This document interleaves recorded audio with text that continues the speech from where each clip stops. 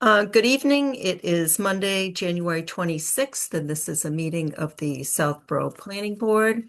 The planning board is now in session, and we have a full board here on Zoom.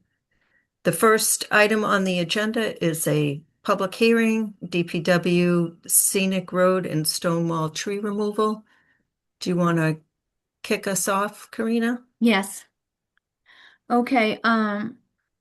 So this is public hearing, so I'm going to read the public hearing notice. Yep.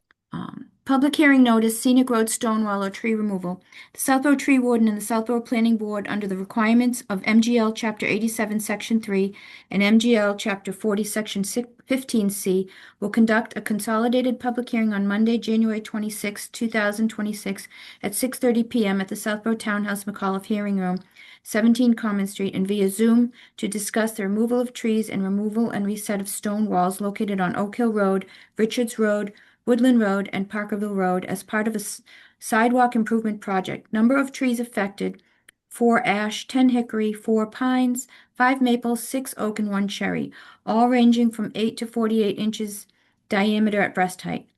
Oak Hill Road has 12 trees and 2 sections of stone wall totaling 16 feet. Richards Road has 9 trees, 5 sections of stone wall totaling 364 feet. Woodland Road has 8 trees, 9 sections of stone wall totaling 466 feet. Parkerville Road has 3 trees and 1 section of stone wall totaling 7 feet. Those who wish to watch or participate remotely may do so by accessing the meeting link at www.southborough.ma.gov/674/virtual-meetings. Each tree is posted. A complete list of the proposed tree removal location, species, size, and pictures can also be found at www.southborough.ma.gov/266. I believe that's the DPW site. Any person wishing to be heard should appear at the time and place designated. Objection to the proposed removals may be made in writing prior to or at the hearing. Chris Leroy, Tree Warden, and Mimi Luttrell, Planning Board Chair.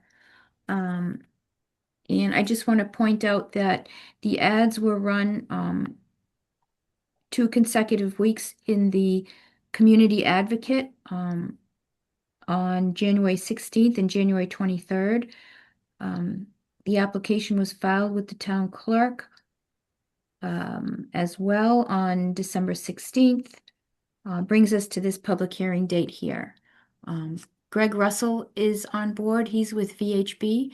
He's one of the DPW's consultants who has worked on this application with the team. And that's what I have. Great. Thank you, Karina. You're welcome. Alan, are you sitting on this?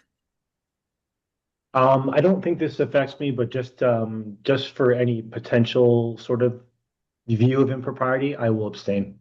Okay. I'm sorry, I will recuse. Sorry. Oh, all right. And I just want to mention that we've received an objection to several of the Yes. trees on Richards Road. So if the tree warden and the planning board vote to have those trees removed, they cannot be removed until the select board approves of their removal. Correct. Mimi, do you want me to identify the trees that were objected to, or do you want to wait? We can wait. Till we Are get we to that going part. are we going one road at a time, or how's the presentation work, Greg? Yeah, we were gonna go one road at a time. We're gonna go west to east, so it's Parkerville, then Richards, Woodland, Oak Hill. Okay. All right. So when Richards comes up, we can identify those. Okay. All right. So do you want to start, Bill, Chris? If you don't Greg? mind, Madam Chair, I would like to just give a brief introduction on the scope of the project, which is prompting the hearing and the tree removals. There are 4 roads in town, as indicated earlier. Parkerville Road between Richards and Middle, Richards Road between Corderville and Woodland, Woodland Road between Richards and Oregon, and Oak Hill Road from the end of the sidewalk that's there now to Walnut Street. So those are the proposed locations for 4 sidewalks that we have in town. The project as a whole was funded thus far for design services using ARPA funds, and they were initiated or driven through the select board, as well as the selection of those locations. So given that, we contracted with VHB. VHB surveyed the locations and designed the plans. We did have one informational meeting that was open to the residents along the roads that were affected, and we did get some feedback, which was incorporated into the design. So with the specifics and particulars about the design of each location, I'll defer to Greg Russell at this point. Thank you, Bill. Okay, Greg. Thank you, Bill. Thank you, Madam Chair. I'm just going to see if I can pull up my screen.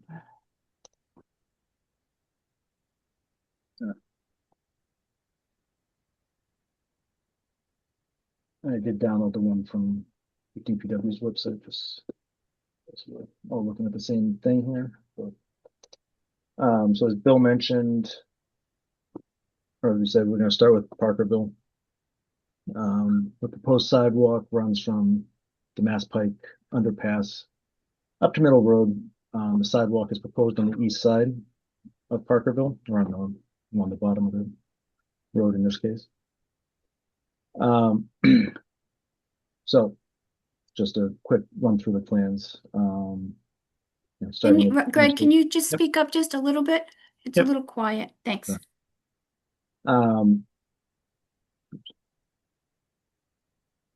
This is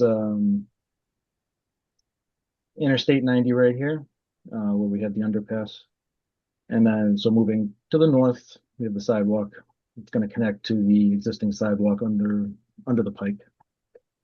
And it'll run up. There are existing pieces of sidewalk coming down some of the side streets, one on Hubley. So moving up. Oh, sorry. There's the first tree that is being removed. There's an existing sidewalk that runs behind the tree that's kind of offset from the roadway. We're proposing to remove that piece of sidewalk, construct a new sidewalk along the edge of the roadway. It'll be with granite curbing and concrete. This allows the crosswalk to be brought up to the edge of the road in front of the stop bar, so it's ADA compliant and compliant with the MUTCD. The concern here is that we'll be cutting roots in the front. There's a utility pole right next to this tree that the wires are going through it. We'll also be excavating all around the tree to remove the existing sidewalk that's behind it. So in consultation with the tree warden, we've determined that this tree unlikely to survive the construction.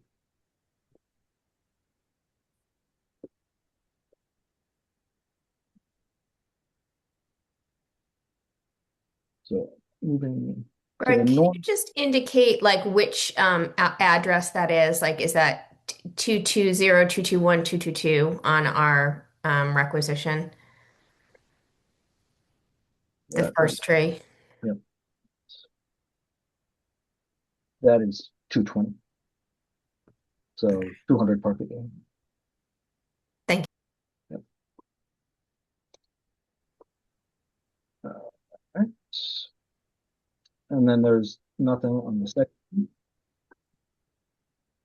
And then moving up north to Fox Hill, just past Fox Hill Road, there again is an existing tree. No, there are several trees, but there's one that is basically right in the path of the sidewalk. Again, we're on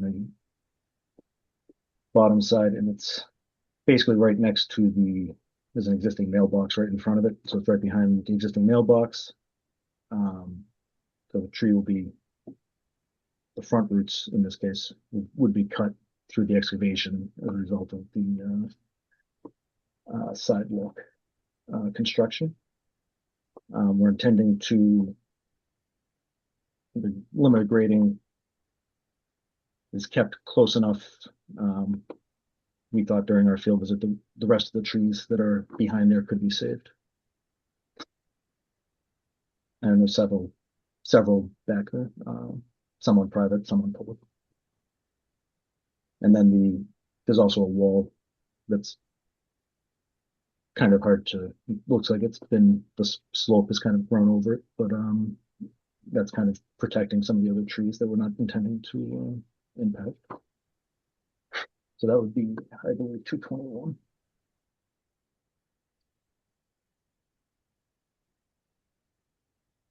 Yeah. At 182 Parker. And then the last location, it's across from Alexandra, just south of Alexandra. There's an existing section of stone wall that's seems to be kind of jutting out. And I had this pulled up here.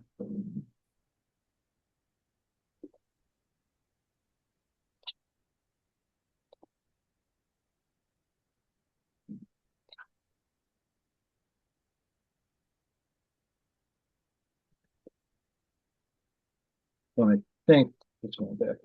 So basically, this is the wall right here. And in the grand scheme of things, I'm pretty sure it's going to be this one stone that's likely going to get removed. And that will get either removed and stacked at a location DPW decides on, or it can get, relayed somehow in this general vicinity.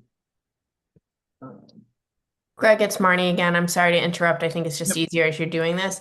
On the plan, it says remove 7 feet of existing stone wall. Yep. So you're suggesting the plan is incorrect? I'm just looking at this particular, there might be stone underneath this, this wall here, and it looks like it dives down. So there's possibly something underneath that. I'm just.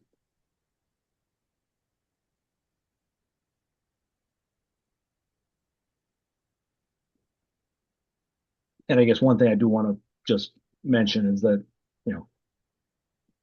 well, we're not intending to impact any of the other stone walls along this area. If during construction stones are knocked loose, we'll definitely, the contractor will be required to repair them in place and reset them.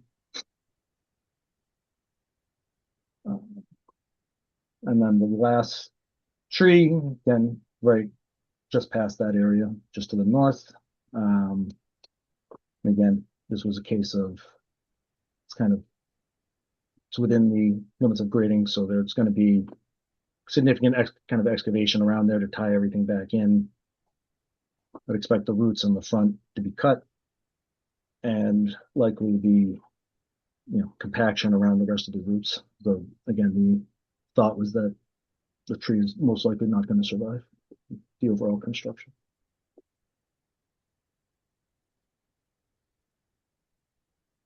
So those were the 3 trees, 1 stone wall in this particular location, or on this particular roadway.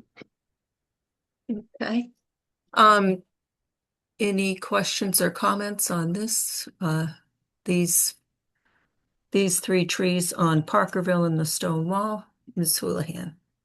Thank you. Thanks, Greg. Thanks for the detail, and Bill for the overview. So does the sidewalk project through the ARPA funds then end at that middle road intersection for now? It does cross through the intersection. As you can see, there's a handicap ramp. The way the rules work, if you put a handicap ramp on one side, it's got to go somewhere. So even though we terminate shortly thereafter, it'll go just beyond Middle Road. And will there ever be a plan for using additional funds just to extend the duration of Parkerville? Because there are obviously other homes and people who have small kids that would walk to Finn, or this opens that opportunity. I'm sure there would. We're just focused on this project at this point. There is a physical impediment with that bridge abutment that's not too far north of there, but certainly up until that point, we would love to see sidewalks go. Okay, thank you. I appreciate that. Yeah, I mean, obviously, to make it any safer for kids to get back and forth to school is always a nice thing, and for people to walk. I know Parkerville's a good road for walking. So I don't have like real concerns, but for what are we going to do if we remove 3 trees? And I know we have many more to talk about, kind of the mitigation for removing 3 trees. I know we thought about starting a tree fund, and how are we thinking about that? And we can either hold that question till the end, or we can go property by property. But if you had a plan for these 3 specific replacements. Not as part of this application, no. As a broader discussion, I know Chris, myself, and the planning board are all welcome to have a conversation specifically about that topic. Okay, thank you. All set, Mimi. Thank you, Mr. Murray. Hi there, everybody. Greg, thank you very much. I'm happy to hear you go over the plan on this particular road, especially hearing that you're planning to reset the stone wall, or the portions that you're going to be removing to try to, sounds like, relocate them, if I'm correct about that. I don't have any objections on Parkerville, mainly because these are smaller trees. I will have some objections to our larger trees and some of the other streets. But I am okay with removing these 3 trees. One idea I would have is I wonder if these trees are in, I think you had one that's right by a mailbox, etc. Maybe in terms of replanting, which is a topic, we hoping to talk to you about that soon with Chris and Bill. But maybe we could replant in somebody's yard. The person who owns that home is going to lose a tree by their mailbox. Maybe that is a location that we can get to that conversation one day. But for right now, I don't have any issue. I am keeping track of the number of trees that we've removed over the last couple of years that I've been on the planning board. It's a lot. It's over hundreds, as you know. So I'm looking forward to that conversation. But I also see the need in the sidewalks here in this location. So no objection on these trees. Thank you, Ms. Braccio. Thank you. That was one of my big questions as well, as far as mitigation on these. We've lost, as Debbie said, hundreds of trees. Now this is another 32 between all of these projects. So I think a conversation, and for me, I'd like to see it take place sooner rather than later, as we continue to lose not just these trees the town has taken down, but also the trees that National Grid has taken down. Makes it a very high number. So I'd like to set up a time sooner rather than later to continue that discussion. One of the things, Greg, you said was that the stones from all these walls for all these projects going to be stored where the project is being done, or is it going to a central location? I just want to make sure I didn't misunderstand what you said. Yeah. So the intent would be, for the most part, to reuse the stones to reset the walls in place. The one that we're talking about here, yeah, I guess it depends on if it's 1 stone, 2 stones, whether it makes sense to reset it in a different orientation than what it is now, or to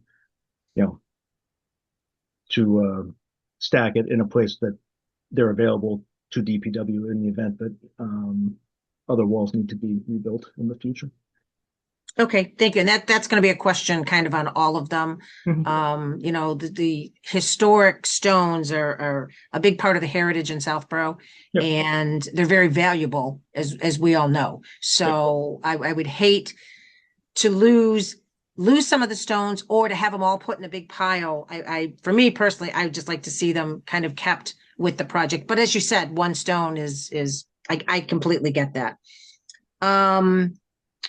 Let's see, mitigation, we talked about that. Can you just answer, and this really doesn't have to do with the trees, but I'm just curious what your criteria was on how you decided what side of the street to put the sidewalks on. I guess this one is a connecting, so that one's easy. Yeah. So we look at a variety of issues, I guess, for lack of a better term, being the adjacent topography, so it's easier to build a sidewalk if the slope is going up behind it than if it's going down. Drainage, if there's existing drainage in the roadway, sidewalks, if there are existing sidewalks, utility poles, depending on which side they are. For the most part, on Parkerville, they're running along the west side.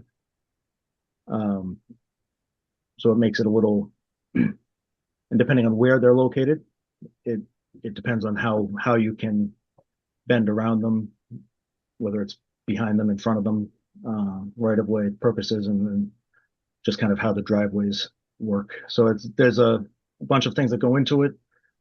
For most of these roads, there was a kind of a obvious reason to go on one side or the other. On this one in particular, the east side of the road kind of slopes up. So that helps us limit the amount of grading that has to get done behind the sidewalk and kind of restricts the total amount of impact.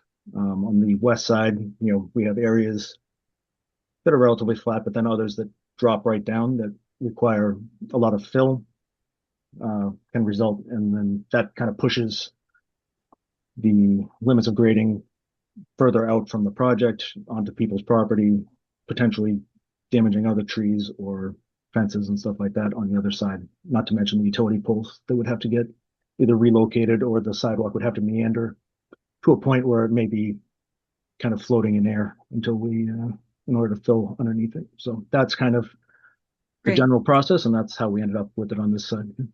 Okay, thank you. It's just someone had asked me the question, and obviously I'm not an engineer, so I didn't know how to answer it. So I'm hopeful that they'll watch and they'll be able to get their question answered as well. I think I'm fine with these trees coming down as well. I think sidewalks on Parkerville are extremely important. So thank you. Thank you, Mimi. Thank you. I have a couple questions on that. So the plan that you have up right there. Mhm.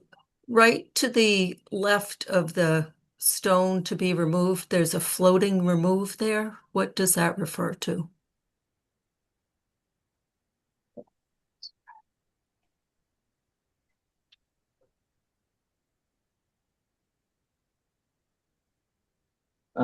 That's part of there's a landscape area kind of in, like, right up against the roadway. So there's, I'm just gonna go back to, it's this area. So the sidewalk is basically running right through this, the curb will be placed right at the edge of the existing existing roadway pavement. And that'll be offset basically from the edge of the pavement, about 5.5 feet back. This is in the existing town layout, Okay. so that's what that is referring to. All right. And can you show me where the property line is on that plan? That's right.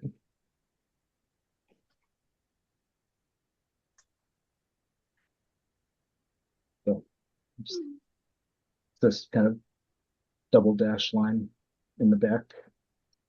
So between the two lots, Oh, is it the line, the dash line with the little there's squigglies?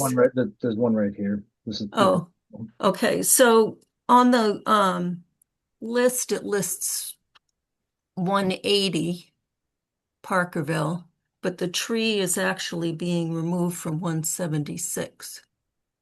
Okay. So 180 is on the left side of the plan there. So the, so this is the, okay. So it's, yeah, it's this, it's from this, it's this, sorry. It's this parcel here. So that's 176. Yeah. And then explain to me again why the tree at 200 needs to be removed when there's already a sidewalk there? So right now, I'm just gonna.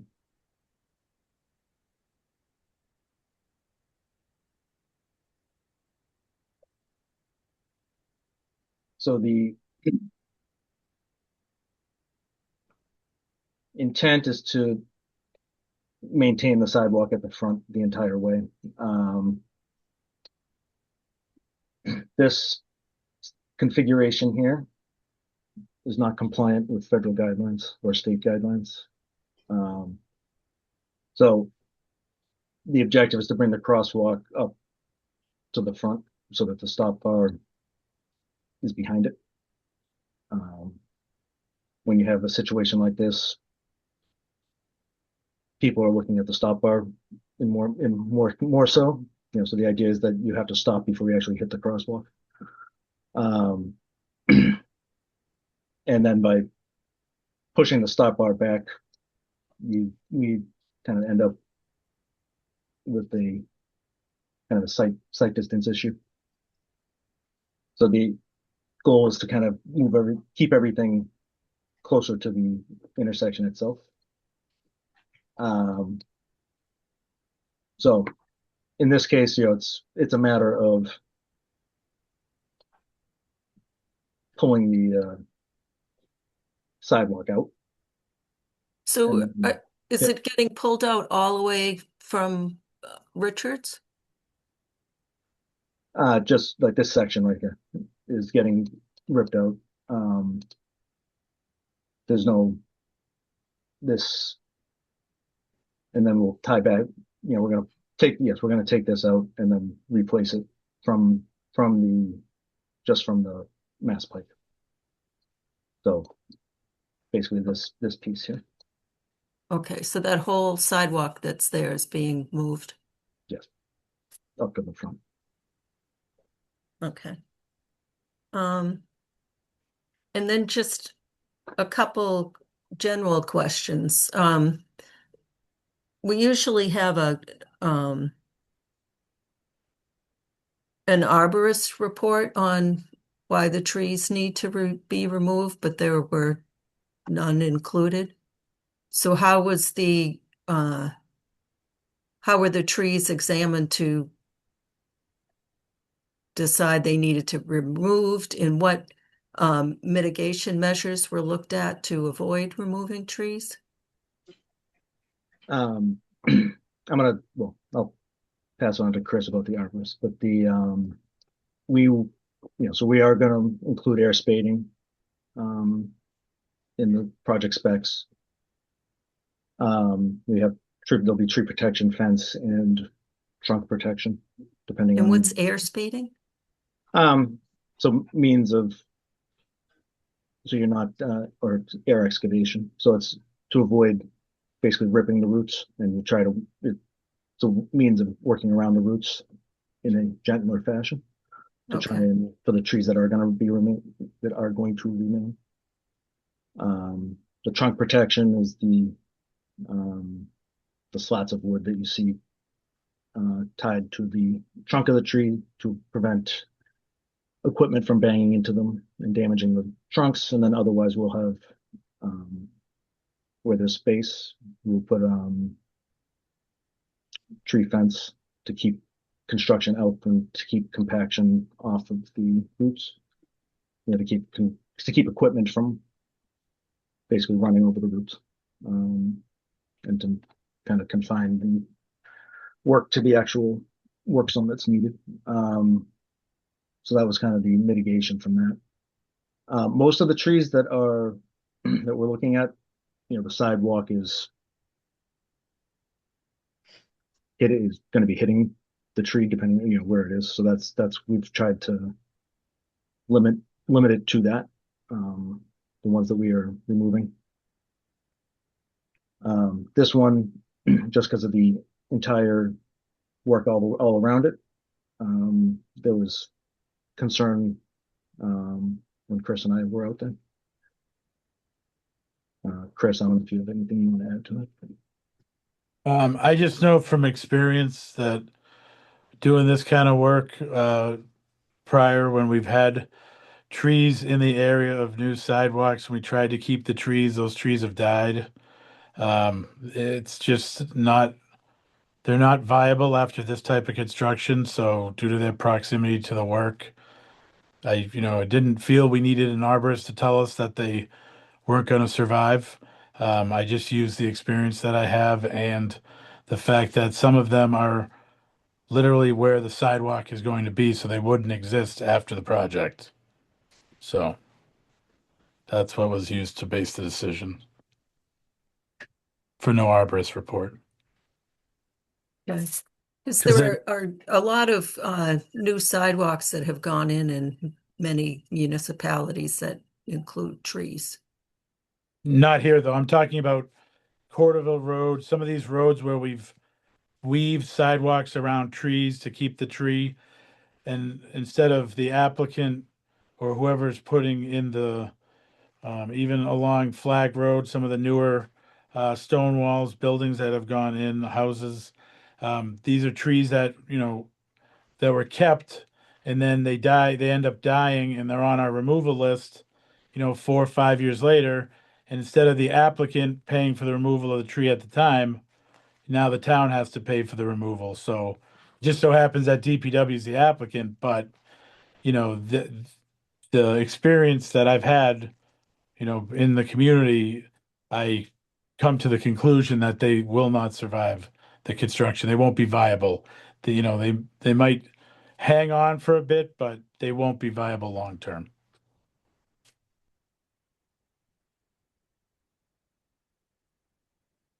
Okay.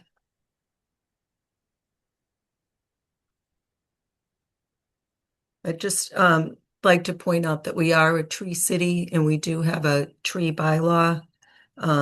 Chapter 153-4 states it should be the policy of the town of Southborough to encourage the conservation of public shade trees. And as previously mentioned, we've taken down hundreds in the past couple years. So I'm hoping that all town departments realize that we're a tree city and that the residents of the town of Southborough voted for this code at town meeting. And that it is our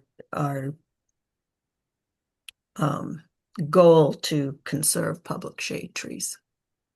I'd like to just add that a large percentage of those were dead or dying trees.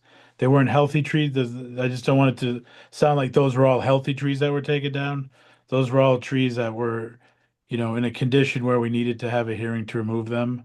So I agree. We are trying to replant trees, try to come up with a plan to replant trees. That I agree with 100%. But I just wanted to know a lot of those trees, to be misleading, that a lot of those trees were dead and, we had a hearing on them for their removal because they had issues that made them not viable anymore. Understood. So do you want to vote on Parkerville? We'll vote on each road as we go through. Yeah, I make a recommendation. We vote on each road as we go through. Okay. Me as well, maybe, do we want to see if there's anybody from Parkerville that's in the Oh, audience that wants to be absolutely. heard? Anyone from the public thank you, Lisa, that has any questions or comments? Freddie has his hand up. Okay. Hi, Freddie Gillespie, 78 Southville Road, speaking as an individual, although The Open Space Preservation Commission, of which I'm chair, has weighed in the past on tree removal. And I have driven around and seen some of the trees. I don't have comments on the specific trees for sidewalks. I think that's well within the planning board discussion. I have confidence in that, but I did want to raise the issue which has been brought up here, and this is for not just this section, and I just want to say it once for all of it. And you've mentioned mitigation, and I'm happy to hear that you're talking about it, but we had I believe over 100 trees last year from Nat Grid, and they actually offered to give some trees in replacement. There was 100 the year before, I believe, over 100. And I kept hearing, and last year, that you needed to do a tree inventory before you could decide where to put the trees. And it's been, I believe, about a year, maybe more, since that happened. And I just have a lot of people want to know what the plan is. And here we are. I believe the conversation was that the DPW and Planning Board will have a future conversation. It just seems like what's being done? Where's the tree inventory? What needs to happen to move this forward? And how can the citizens and committees and commissions help make that happen? Because another over 30 trees now for the sidewalks coming down, and it doesn't sound like there's a plan right now to replace any of them. And where are you on the hundreds from Nat Grid?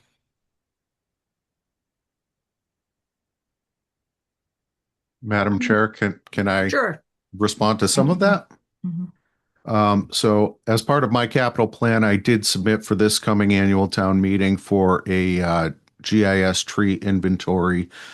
We did get a price quote from Davy Trees to do the inventory townwide, and I put that forth as part of my capital plan. As far as I know and to my knowledge, it will be on town meeting to vote on for the funding for that. With regard to the planning board and the DPW jointly discussing a tree plan with the tree warden, I've been here 3 years now. I know it's predated my time here.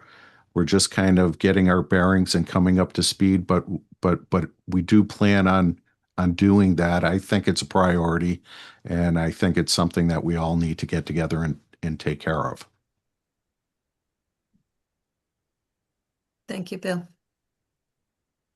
May I? Sure.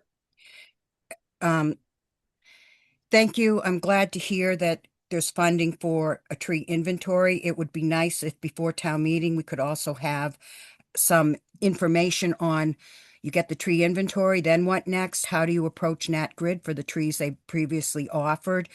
How do you determine, so the citizens know, how do you use the tree inventory to determine where new trees are going, and how many more are we going to replace of the hundreds that have been taken out? I'm just a suggestion. You don't need to comment, but I think that would be worthwhile, especially if people are going to be voting to spend money on a tree inventory. And I'm very happy to hear that that's moving forward. But how many years down the road before the tree inventory is complete and then there's a plan for doing replacement? Thank you. Thank you.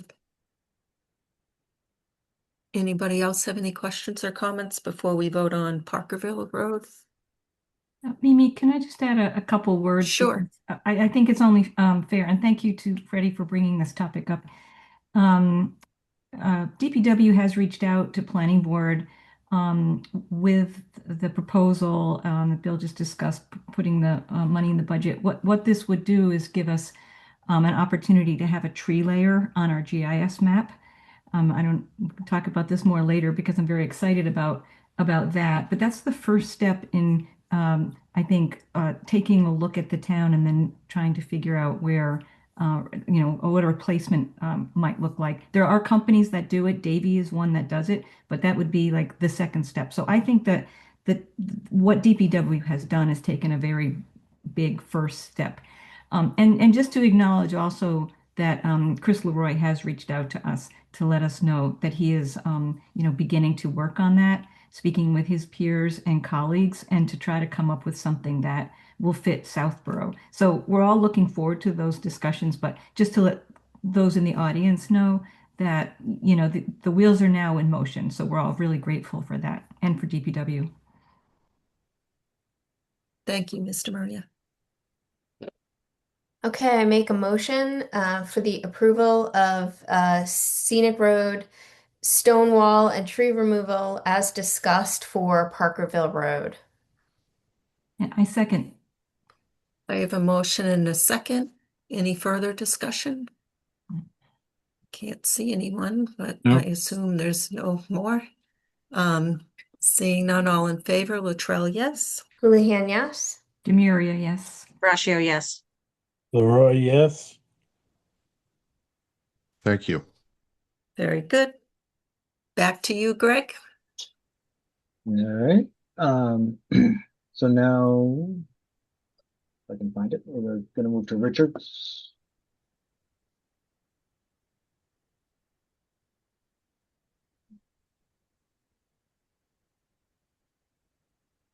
And as Bill had mentioned, Richards, we are looking at the section from Corderville east to Woodland.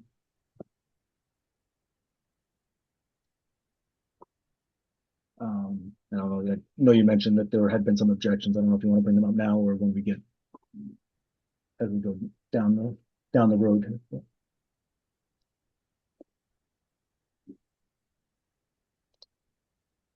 But so again, starting at the intersection of 85 and Corderville, we looked at, again, both sides of the road. We came to the conclusion that the north side made the most sense. And I am going to note that we're still looking at how best to cross the road. That's not necessarily affecting the trees in this case, but so the intent, we looked at a couple different ways, and the main reason is the town has more right of way on the north side of Richards Road. Most of the obstructions are set further back on Richards Road, whether that's trees, walls, whatever. And the utility poles are on the south side. So it's that just kind of leads us to that north side. Also the sidewalk on the other side of Richard Road is on the north side. So it kind of, if we can once we figure out how best to make this intersection work, it kind of would make a continuous route across here. So that is the reasoning. We're on the north side. We did look into kind of meandering again around, just given the amount of right of way that there is available. One of the issues, so we did look at kind of going behind these trees, these first two. One of the issues with that is grade.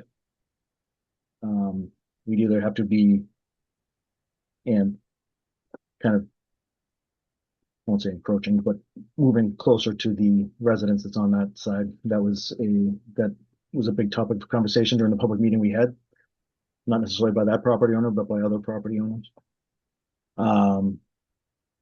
And the grading on this side, the road the yards kind of slope up. So again, this is kind of one of those cases where you want to be in the front in order to minimize the grading going back and to maintain a smooth ADA path of travel. These two trees are both kind of in the slope. One of them is, so if we went around the back, we'd be cutting the back of the roots, but likely.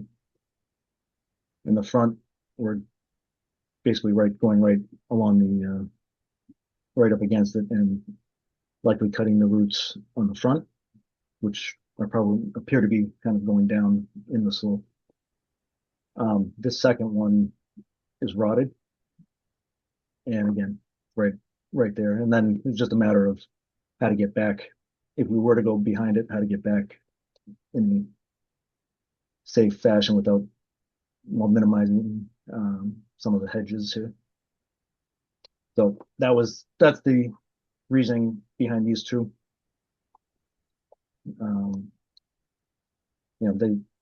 This was a big topic of conversation, like I said, at the public hearing, or not the public hearing, the informational meeting we have had. Moving forward, this section of stone wall, which is a small landscape wall. The intent here, again, is just to remove and reset it in its place. So in this case, it'll be right at the back of the sidewalk. And just for, I think along the entirety of Richards, the intent is to, where we are impacting walls, the intent is to lift them up. So basically remove and reset them in the same place so that the same amount of the wall is shown rather than burying the wall with the sidewalk. So, because this is the section here where the wall is being, there's an existing wall. And the sidewalk in and of itself is not impacting it. It's we're in, the entirety of the sidewalks in front of would be in front of the existing wall. So it's like in these areas, it's going to be, the intent is to deconstruct the wall and rebuild it in place, just again at the new surface of behind the sidewalk, and just to maintain its visibility. We have a head wall that we're maintaining, a stone head wall for stream crossing. And then, just to go back, these circles here are intended to demonstrate the trunk protection or tree protection that's around the trees.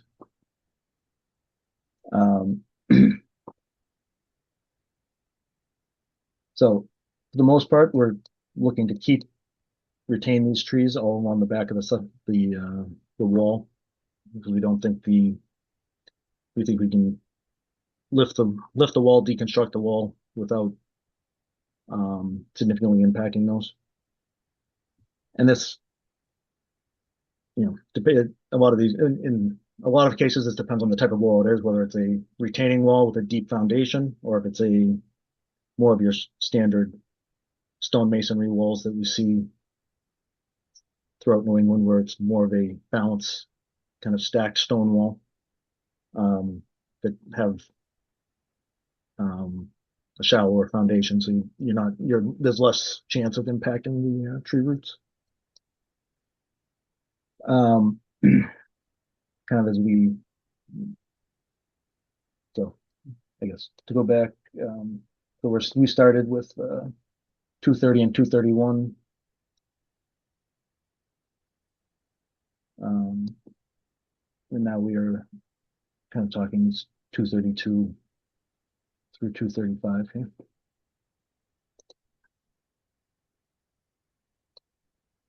If we go to Watkins Lane, we did have to. So the one section here, this section of the wall has to be pushed back slightly, and that's to maintain a clear path of travel between. We have an existing utility pole here, so we have to maintain a clear path of travel within the sidewalk around the utility pole, between the pole and the wall, and that's got to be. Should be a minimum of 4 feet to comply with future ProA requirements. So that results in this particular tree removal. And then that'll get tied back into the existing wall, which the rest of the wall is retained. And then this tree at the here is going to be basically in the sidewalk. So it, that one can't be retained. Same thing for these two on the east side of Watkins Lane.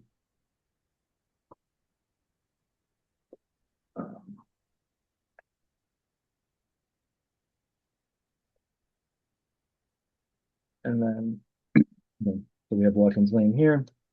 Then the last one on Richards is a stump that's right at the corner. Chris might be able to speak to this. I think when we did the survey originally, it still was a tree, but I feel like it had stored storm damage at one point. Yep. Go ahead. Oh, yeah. I was just agreeing with what you said. So those are the trees in question in that section of the wall. So we can discuss those. That's the entirety of Richards. Very good. Thank you. Ms. Houlihan.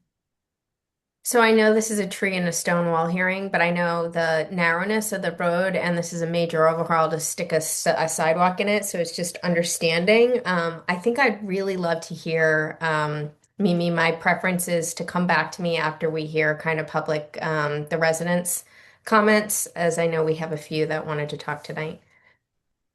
Okay. Mr. Maria? Hi, thank you. I just have one question. The tree at 21 Richards, that is the 28-inch maple, is it's said to be rotted. Do we have that from the arborist, or is it very just apparent by looking at it? It's That's apparent. 231. It's apparent. Yeah, it's got a giant hole in it. And actually, since we this application went in, a good sized piece of it fell off of it, and it's sitting next to it. Yeah, you can see. I think that's actually 23, not 21.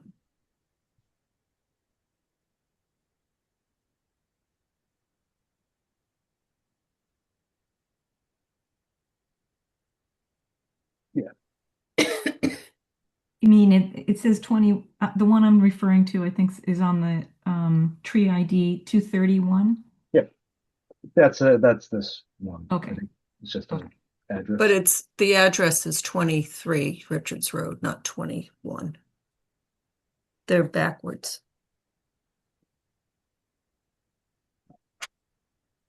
Those two are flipped. They're switched. Yeah. Okay. Okay, thank you. That was my only question for tonight on this road right now. Ms. Braccio. So I certainly would like to hear from the neighbor that objected to the trees. Before I actually add more comment, Mimi, as well. I'm Okay. hopeful that they're here. Okay. I just have my usual OCD questions on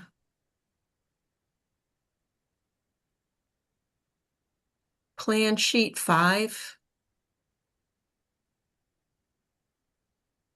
There's another one of those floating removes to the left of the stone wall on the left side of the plan. Yeah, right there. What does that refer to? That's referring to this catch basin. Oh, okay. And then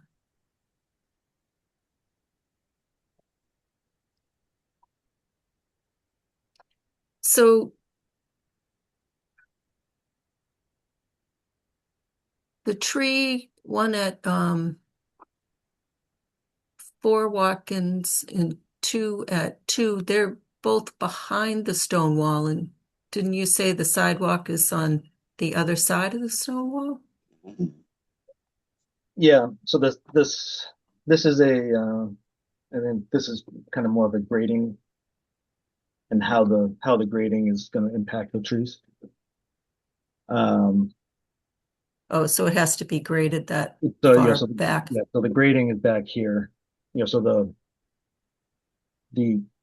this wall is kind of set down a little bit. So it slopes the roadway, or the edge of the road kind of starts to slope down towards the wetlands. And the wall is kind of set off the road and kind of on the downslope. So the intent here is to have the sidewalk, which kind of lifts up that side slope and then slope down, and then place the wall at the top of the slope. So it's a little more visible. Okay. And is that an old farmer's wall?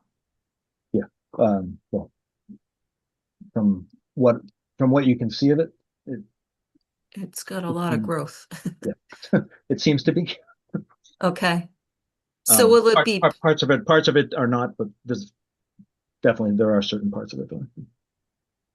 so will it be replaced as such, or will it be Yeah. a fancy dancy landscaper wall where their So stones are all intent shaved? the intent is to take these same stones, stack them here, regrade, and then rebuild the wall using those same stones in a similar fashion. Okay. Thank you. All right. Anyone in the public have any questions or comments? Bill Harrington. Okay.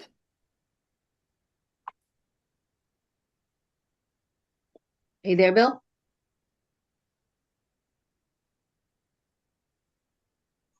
Did you bring him over? I don't see him. He can. There he goes. Go ahead, Bill. Hey, I'm Bill Harrington, 4 Richards Road. I've lived here for over 60 years. When I moved in here, this was a little country road, very little traffic. Now, 60 years later, it is a high traffic area. It is a connector road, and it is a very dangerous situation. I'd like to read a letter that we neighbors and petitioners sent to the Board of Selectmen requesting that we get this sidewalk put in for this section of as well as and meanwhile also Woodland extension. But I'm talking particularly now about Richards Road. And I'd like to read a letter that we as neighbors and petitioners sent to the Board of Selectmen. We've been working on this project for over 8 years to try and get this section of sidewalk put in to connect with the section of sidewalk that goes across Richards down to Finn School and the playgrounds, and also to the sidewalk that goes down Woodland to the railroad station. This is what we sent to the selectmen. Given the apparent reviewed interest in the new upgrading of town sidewalks, we would like to give you a bit of history and call to your attention the fact that over 5 years ago, a petition has been signed by 50 area residents requesting sidewalks be constructed in the area of Richards Road East and the section of Woodland Road to Oregon. These streets are considered connector roads, which now experience considerable auto and truck traffic. Back in 2015, a sidewalk committee was established to review and rank sidewalk construction for all the town's 50-plus streets as to their sidewalk need, their potential cost, and their difficulty of construction. The Richards Road sidewalks, as we are discussing tonight, was given a top 10 ranking in urgency of need of construction by this committee. In 2018, the residents in the area of Richards Road East and a small section of Woodland Road, realizing how dangerous to pedestrians these roads had become, submitted a petition to the DPW supervisor requesting a sidewalk. The residents pointed out that given the high level of pedestrian traffic and the streets being relatively narrow, sidewalks on these streets need to be given a high priority when funding becomes available. Subsequently, we have called this need to the attention of the Select Board. 50+ residents, many of whom are frequent pedestrians and users of the living on Richards Road East, Watkins Lane, Woodland Road, Ted Lane, Caroline Terrace, and on to Oregon.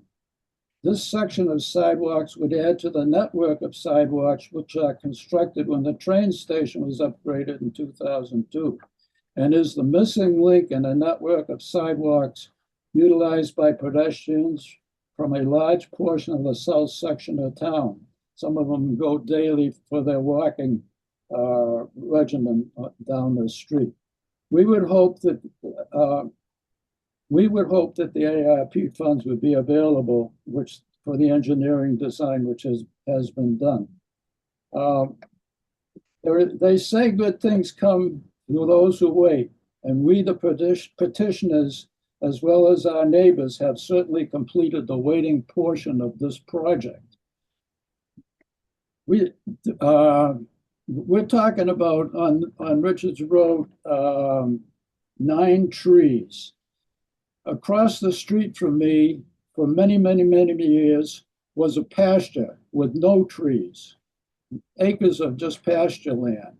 Now there are houses there. These houses have all been landscaped, and many of them have added trees to their landscaping.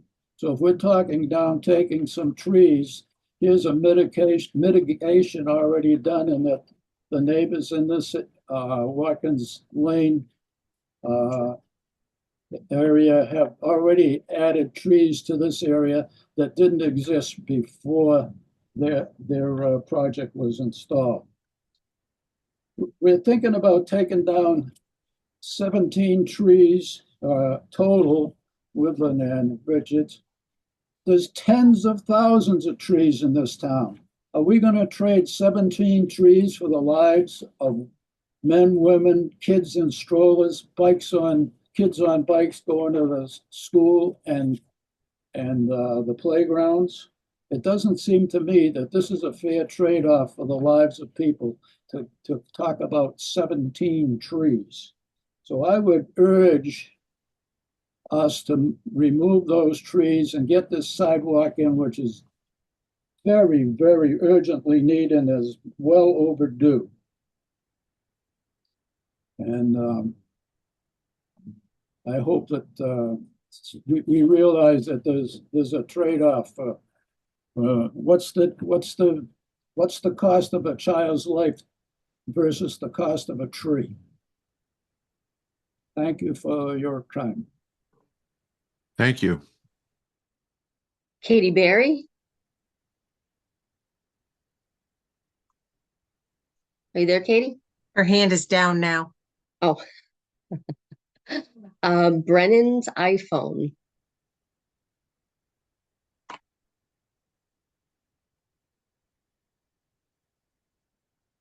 I don't see him anymore. His hand is back up. There you are. Hi, can you hear me? Yes. Yes. Hi, this is actually Katie and Brennan Berry. We're having some technical difficulties over here.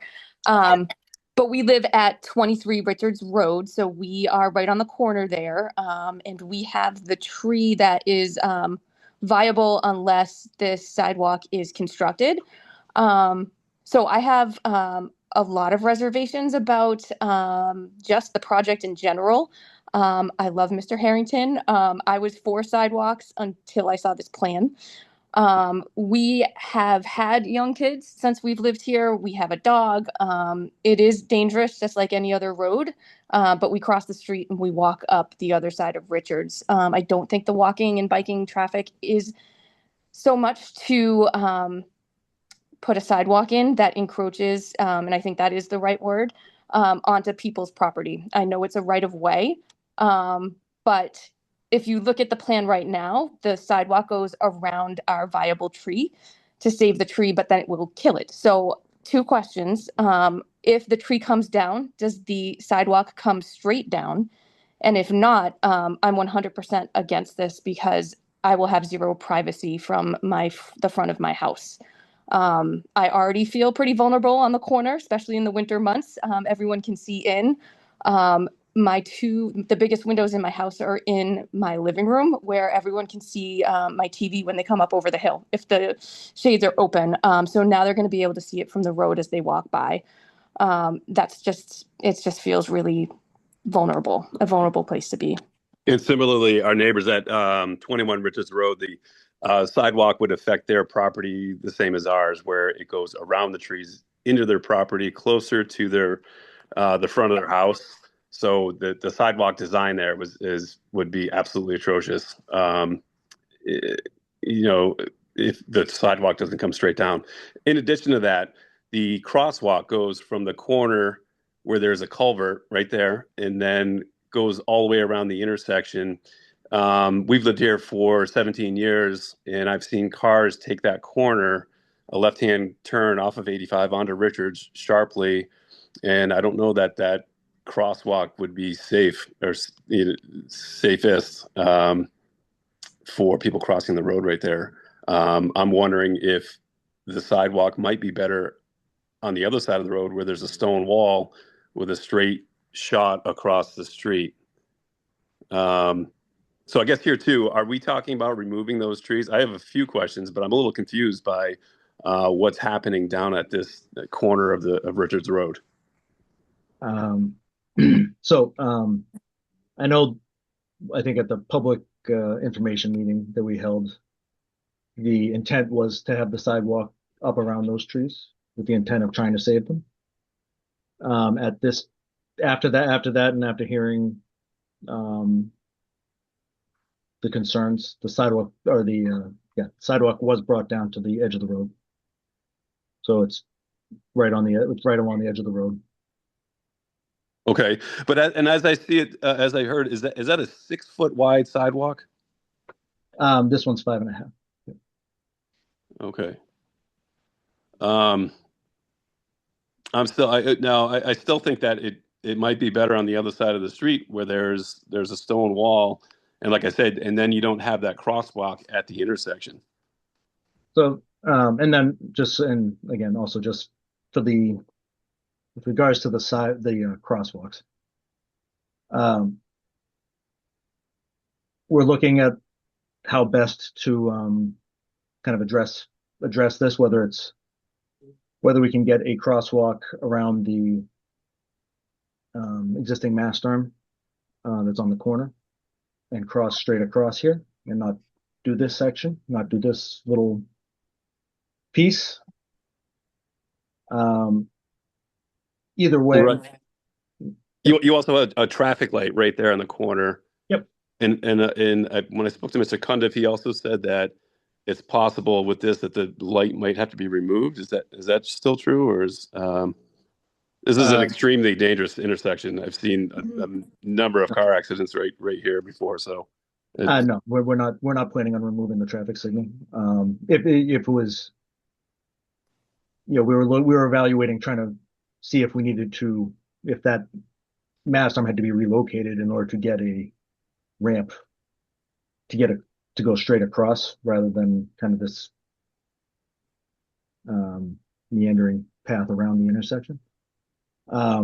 The means of getting, at the intersection itself, there are other requirements that are related to NUTCD federal guidelines and state guidelines that we have to meet, and it's just a matter of how best to do that. With regards to flipping it to the other side, it's a case of, we're trying to minimize exactly the width of the road for the most part, but we do have to maintain an existing minimum width. Here we're maintaining a consistent 21 feet, which results in some narrowing, some minor widening, depending on where the current road is kind of a variable width. To flip it to the other side would require significant utility impacts, and the stone walls, these stone walls would have to move, but we did look into that. But that being said, yeah, we definitely took into consideration the, kind of the meandering of the path closer to the houses on the north side and tried to keep it as close to the street as possible. In this case, it's right in front of these houses. It's right in front. It's right on the street. With this design, is it going to impact the culvert? Because right where that crosswalk is right where there's a river that comes along the side of my property and goes underneath the road. But if that gets impacted, there's a small orifice. I'm worried about if that ever got clogged or changed, that could actually flood my property. So yeah, no. So the intent is, that we're not. The goal is not to touch the culvert itself. But we can definitely look at that, with DPW, to minimize the potential for that to happen. Okay. Yeah, thank you for your time. We do love the idea of sidewalks in town. I just don't think it's a great fit on this side of Richards Road. So we might be coming to town meeting with an amendment to this. Okay. And I agree. And I guess that's it. Thank you. Thank you. Thank you. But this isn't going to town meeting, Bill, is it? Funding for construction of the sidewalks is on the capital plan, so this will be okay. a warrant article for town meeting. Okay, thank you. Before we let them go, Mimi, I just had a question around if we could address they were worried about the workaround about removing the trees and what happens. And I understand like we're not here to redesign the plans, but is there a way where we can kind of preserve their Mimi mentioned this the last time is I drive through Newton all the time, and Newton does construction on sidewalks and puts sidewalks all the time. They save all their trees. It's a very regimented process, and they get really close with their sidewalks. Is there a way to kind of preserve some of these trees?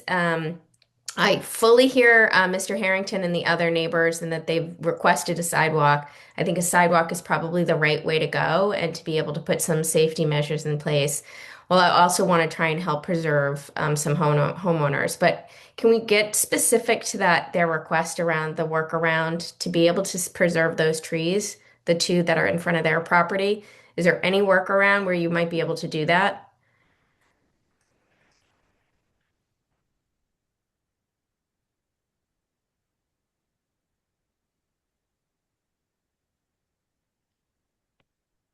Or I guess alternatively, if that's something that we put as a condition that 2 trees are planted on their property, while they're not public trees, I don't know if that's something we can do, Mimi, that helps to preserve the cost of those trees would be quite expensive, I think, because these are pretty large trees we're removing.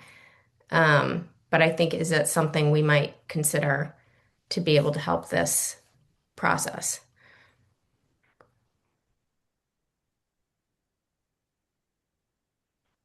So the town right away goes back pretty far. So I think that we could plant a tree further back that wouldn't impede the sidewalk. It wouldn't impede the sidewalk, but it would still be in the town right away. Because if that's something we could do where we take those 2 trees and at least maintain them in the public right away, if it does go back that far, we give them the 2 public shade trees. I don't know if you can preserve those, but we at least make a condition that 2 of those trees are planted on where we're removing the other 2.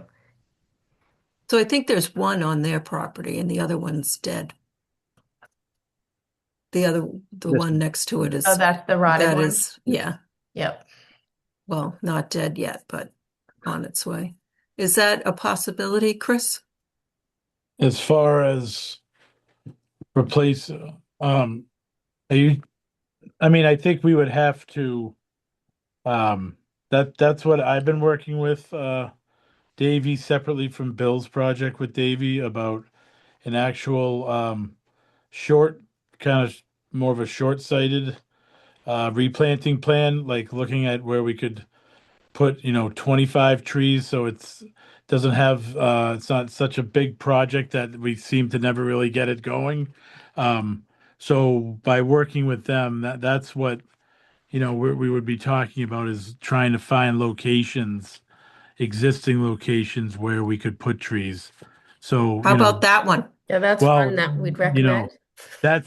that's something obviously we'd have to really look at to make sure, how close it is to the house, just all sorts of things, because we just want to make sure that the tree will be viable once it's planted. It's not going to damage the sidewalk, the new sidewalk, that it's done correctly. So, we'd have to have some input from a professional as far as like an urban, planting professional. So. Yeah. Can I just Yes. interject here? I'm sorry. Sure. No, go ahead.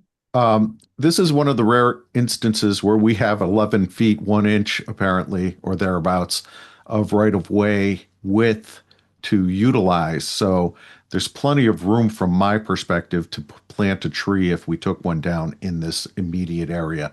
Now, I do respect the Berries and their position on not wanting the sidewalk on that side of the street. We did try to mitigate some of their concerns by pushing it closer, well, on the other side of the trees, or immediately adjacent to the existing paved road. So so we pushed it as far as we possibly could away from the right of way line.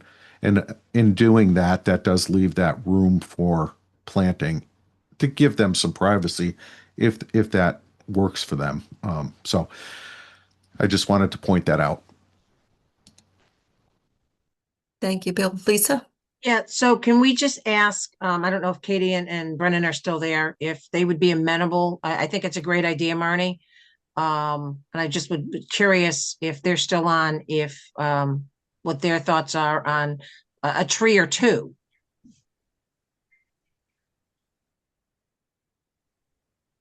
Thank you. I appreciate all the feedback. And I respect you, Bill. I love you anyways, but that would be better. I still don't know. I think we'd have to see the plan, see what it looks like. And 5.5 feet, that's longer than I am laying down. So it just feels really intrusive. So I'd have to really take a look at it and see what kind of trees and what type of timeline we're looking at.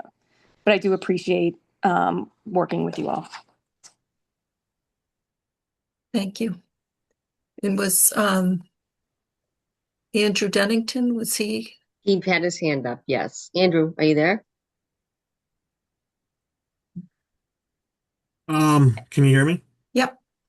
I'm all set, thanks. Thanks, Andrew. And Freddie, right? yeah. Hi there. I just want to make a quick comment and understand Bill Harrington's discussion on the neighborhood's desire for this not to be derailed. And I still believe, I just want to point out that the fact that there used to be a field there that didn't have trees, and now there's housing there that does have trees on one side of the road, that's not mitigation. The open field had great habitat value that is still diminished from the development. And those trees don't really make up for what was lost in that habitat that was there before, so that any trees you're taking down on the street should be mitigated. I wouldn't want you to think, oh, because they put some trees in that development, that counts as mitigation. I don't think it works that way, and I don't think you would take it that way, but just in case, I wanted to say that just because there weren't trees there before doesn't mean there wasn't habitat value. Thank you. Thank you. No more hands. No more hands? Okay. So are we ready to vote on this? And do we want to add a condition to work with the homeowners, the Berries, to replant a couple of trees within that large right of way?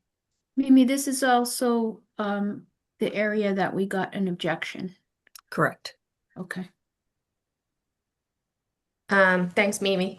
And I just want to say, like, I think that's the challenge with Southborough is the town right away goes deep into many properties on a lot of these very scenic country roads. And it's unfortunate that when you buy property, it's not always that crystal clear. And it's projects like this that make it happen. And so what we're trying to do is help mitigate that. But I do think the sidewalk makes most sense on that side of the road, particularly with all the stone wall on the other side of the road and the potential there. So um, anyway, I make the motion to approve the tree and stone wall removal for Richards Road with the condition that the DPW continue to work with the Berries to see if we can mitigate their tree removal at 23, 21, 20, 21 Richards? 23, I think. 23 I think I Richards. was wrong. Yeah, I second. Any further discussion? Just to add, Marnie, I didn't hear whether you saying like the number of trees, but if I believe this is a 16-inch tree, so I would think at least 2 is what we should be thinking about. As a Tree City USA, they recommend like a 2-to-1 or something like that replacement. So we should be thinking of a couple of trees, not just one. And So recommended. if I can add, Debbie, I would actually go a little further and do two or three trees. And I understand she's on placement of her home on the intersection, and a tree does make a big difference. So if we could amend it, if the board's willing, to 2 to 3 trees. Sure. Happy with that. We'll make I'll it make 3. it. Yeah. All in favor? Luttrell, yes. Houlihan, yes. Tamiria, yes. Brasher, yes. Leroy, yes. Okay, so these, we did receive a written objection to this, and so it will have to go to the select board before these tree removals can be approved.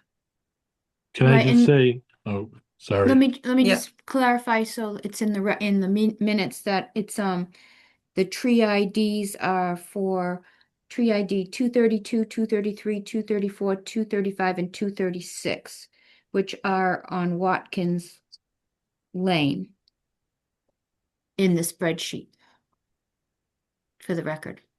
Okay. Okay. Yes. And that's in accordance with Mass General Law, Chapter 87, Section 4. Yeah, Did you want to say something, Chris? Sorry. I did. That's okay. I just wanted to say that the tree warden, received the objection in writing prior to the meeting, and I shared it with the planning board, and I will be passing it along to the selectmen in an official manner. But the tree warden did receive the objection to those trees: 233, 234, 233, 232, 235, and 236. Excuse me, Mimi, Andrew Dennington has his hand up. Andrew. Yes, Andrew Dennington. I'm just hoping that Chris or Karina, you can forward me some of the documents you're showing as part of this packet, because they'll be useful in putting together our packet. I could put this on the select board agenda for the upcoming meeting to address those objections. Yes, Absolutely. I was gonna send you the actual official documentation from the Okay. tree warden to you, informing you that we had an objection to these trees. So to Perfect. Thanks. make it official, no problem. Okay, very good. Moving on. Greg.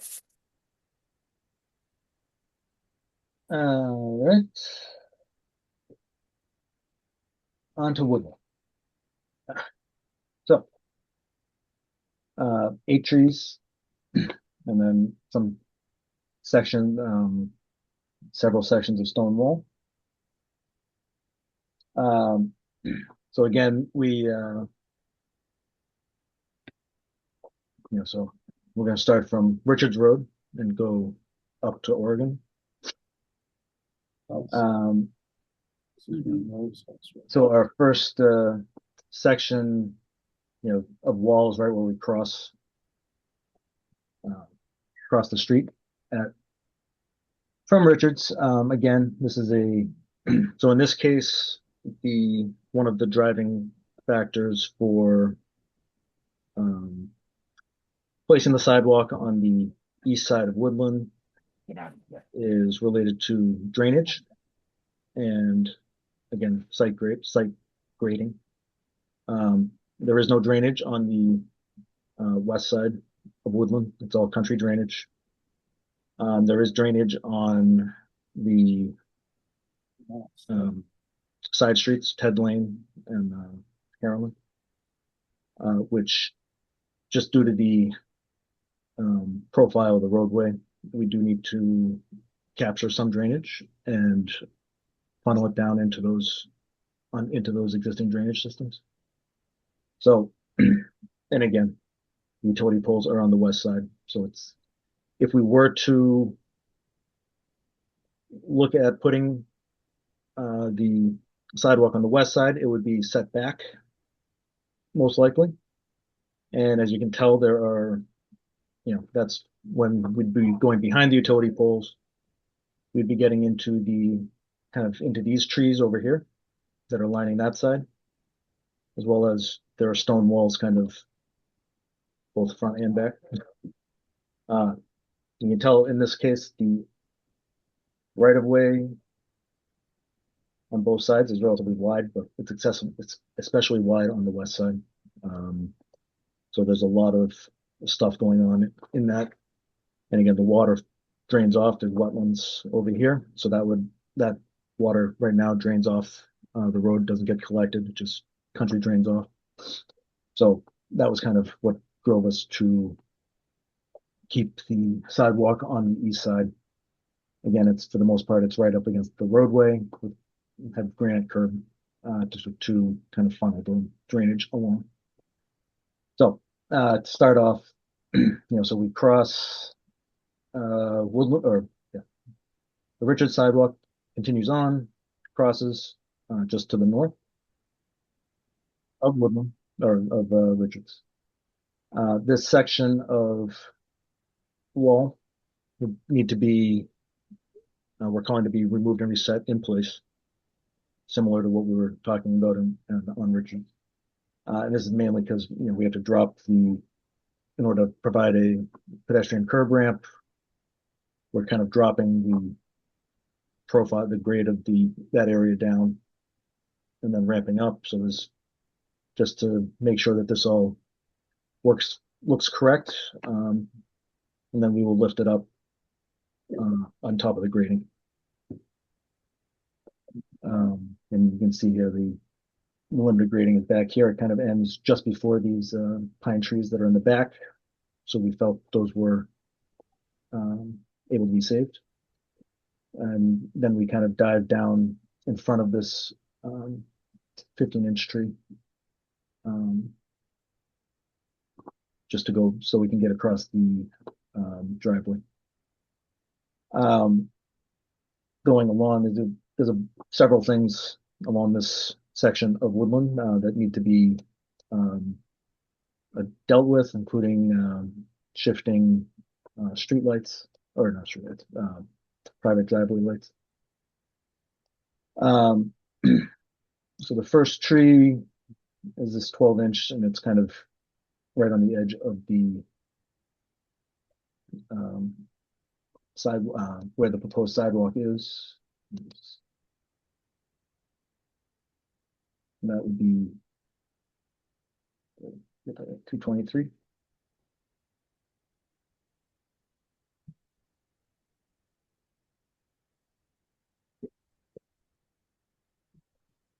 Oh, yeah, 223. All right. I'm just looking for any removes here that I missed. Then again, we have a kind of landscape section area. It's in front of the house with a tree right in the kind of corner. Again, it's right on the path, kind of the back path of the sidewalk with the wall in the back. This is a more of a landscape wall, or landscape stones rather than your farmer's stones. But the intent is to put that back in the same spot right on the right of way line, which kind of runs right here.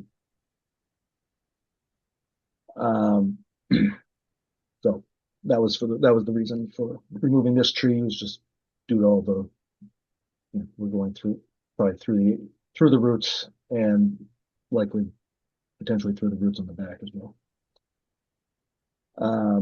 Similar to the wall right here, we have kind of another landscape wall. There's a stump in the back. This is all related to grading, and with the intent of leaving these walls in their current place, removing and resetting with the same stones.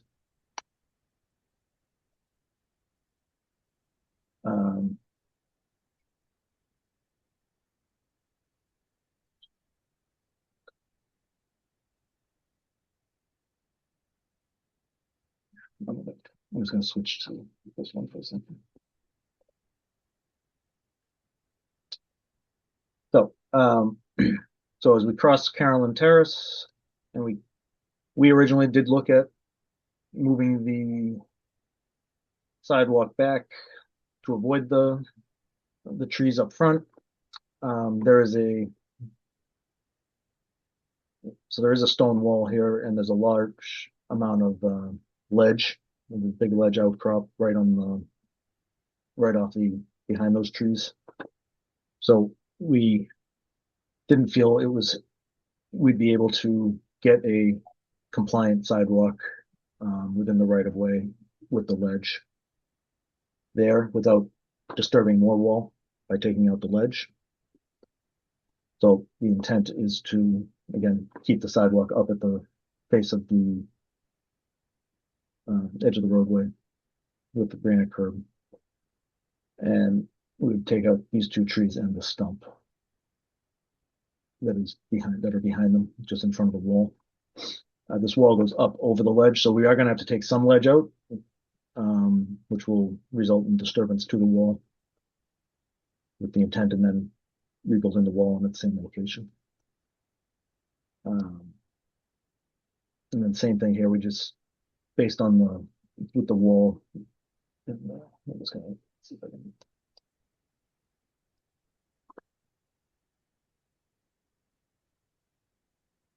So this is the section that we're looking at. This is the ledge outcrop that kind of goes all through this area. The wall goes over it. The intent would be to keep this tree back here, remove these two at the street. This one's already looks like it's been cut. But just to minimize the impacts to the wall by removing too much ledge, because it looks like it goes all the way through. Then same thing here. In this case, as we keep going up, the sidewalk is going to be up about 6 inches with the face of the curb. So then the intent would be to grade back, kind of lift the stone wall, so we maintain that exact kind of that same wall profile for visibility purposes. But the intent was to keep this tree.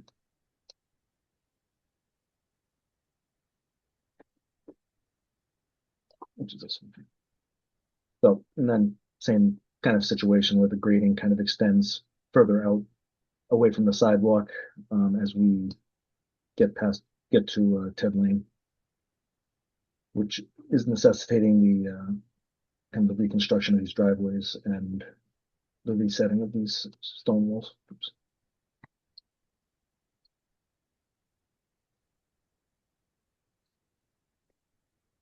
And moving up to Breakneck Hill Road, there's a series of pine trees that are right where the kind of the sidewalk will be cutting through.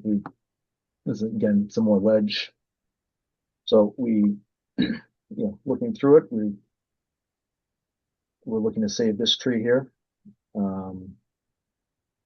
while taking out this series of 4 here. And then as we move forward again, with grading reasons, we're basically picking up, resetting the wall in the same spot, both here and this next one here. I think. And then approaching Oregon is this small section of stone wall where we have the same issue where we're just lifting it up and rebuilding it on top of the new grade, and tying it back into the existing wall. So that is that one, and then that kind of in the sidewalk kind of carries around and terminates on Oregon Road.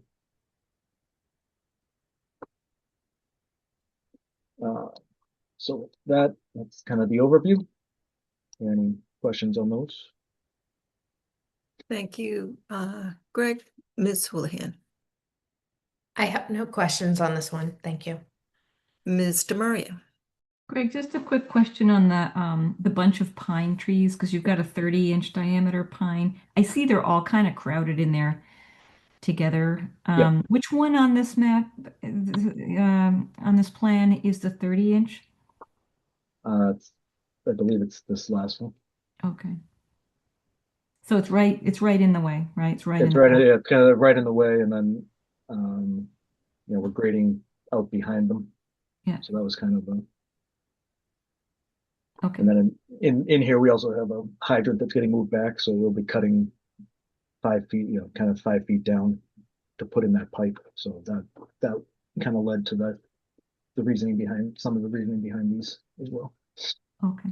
That was my only question. Thanks. Thank you, Ms. Braccio. Thank you. Just a couple questions. On the corner of Oregon and Woodland, can you move down to that? I just have a couple questions on that.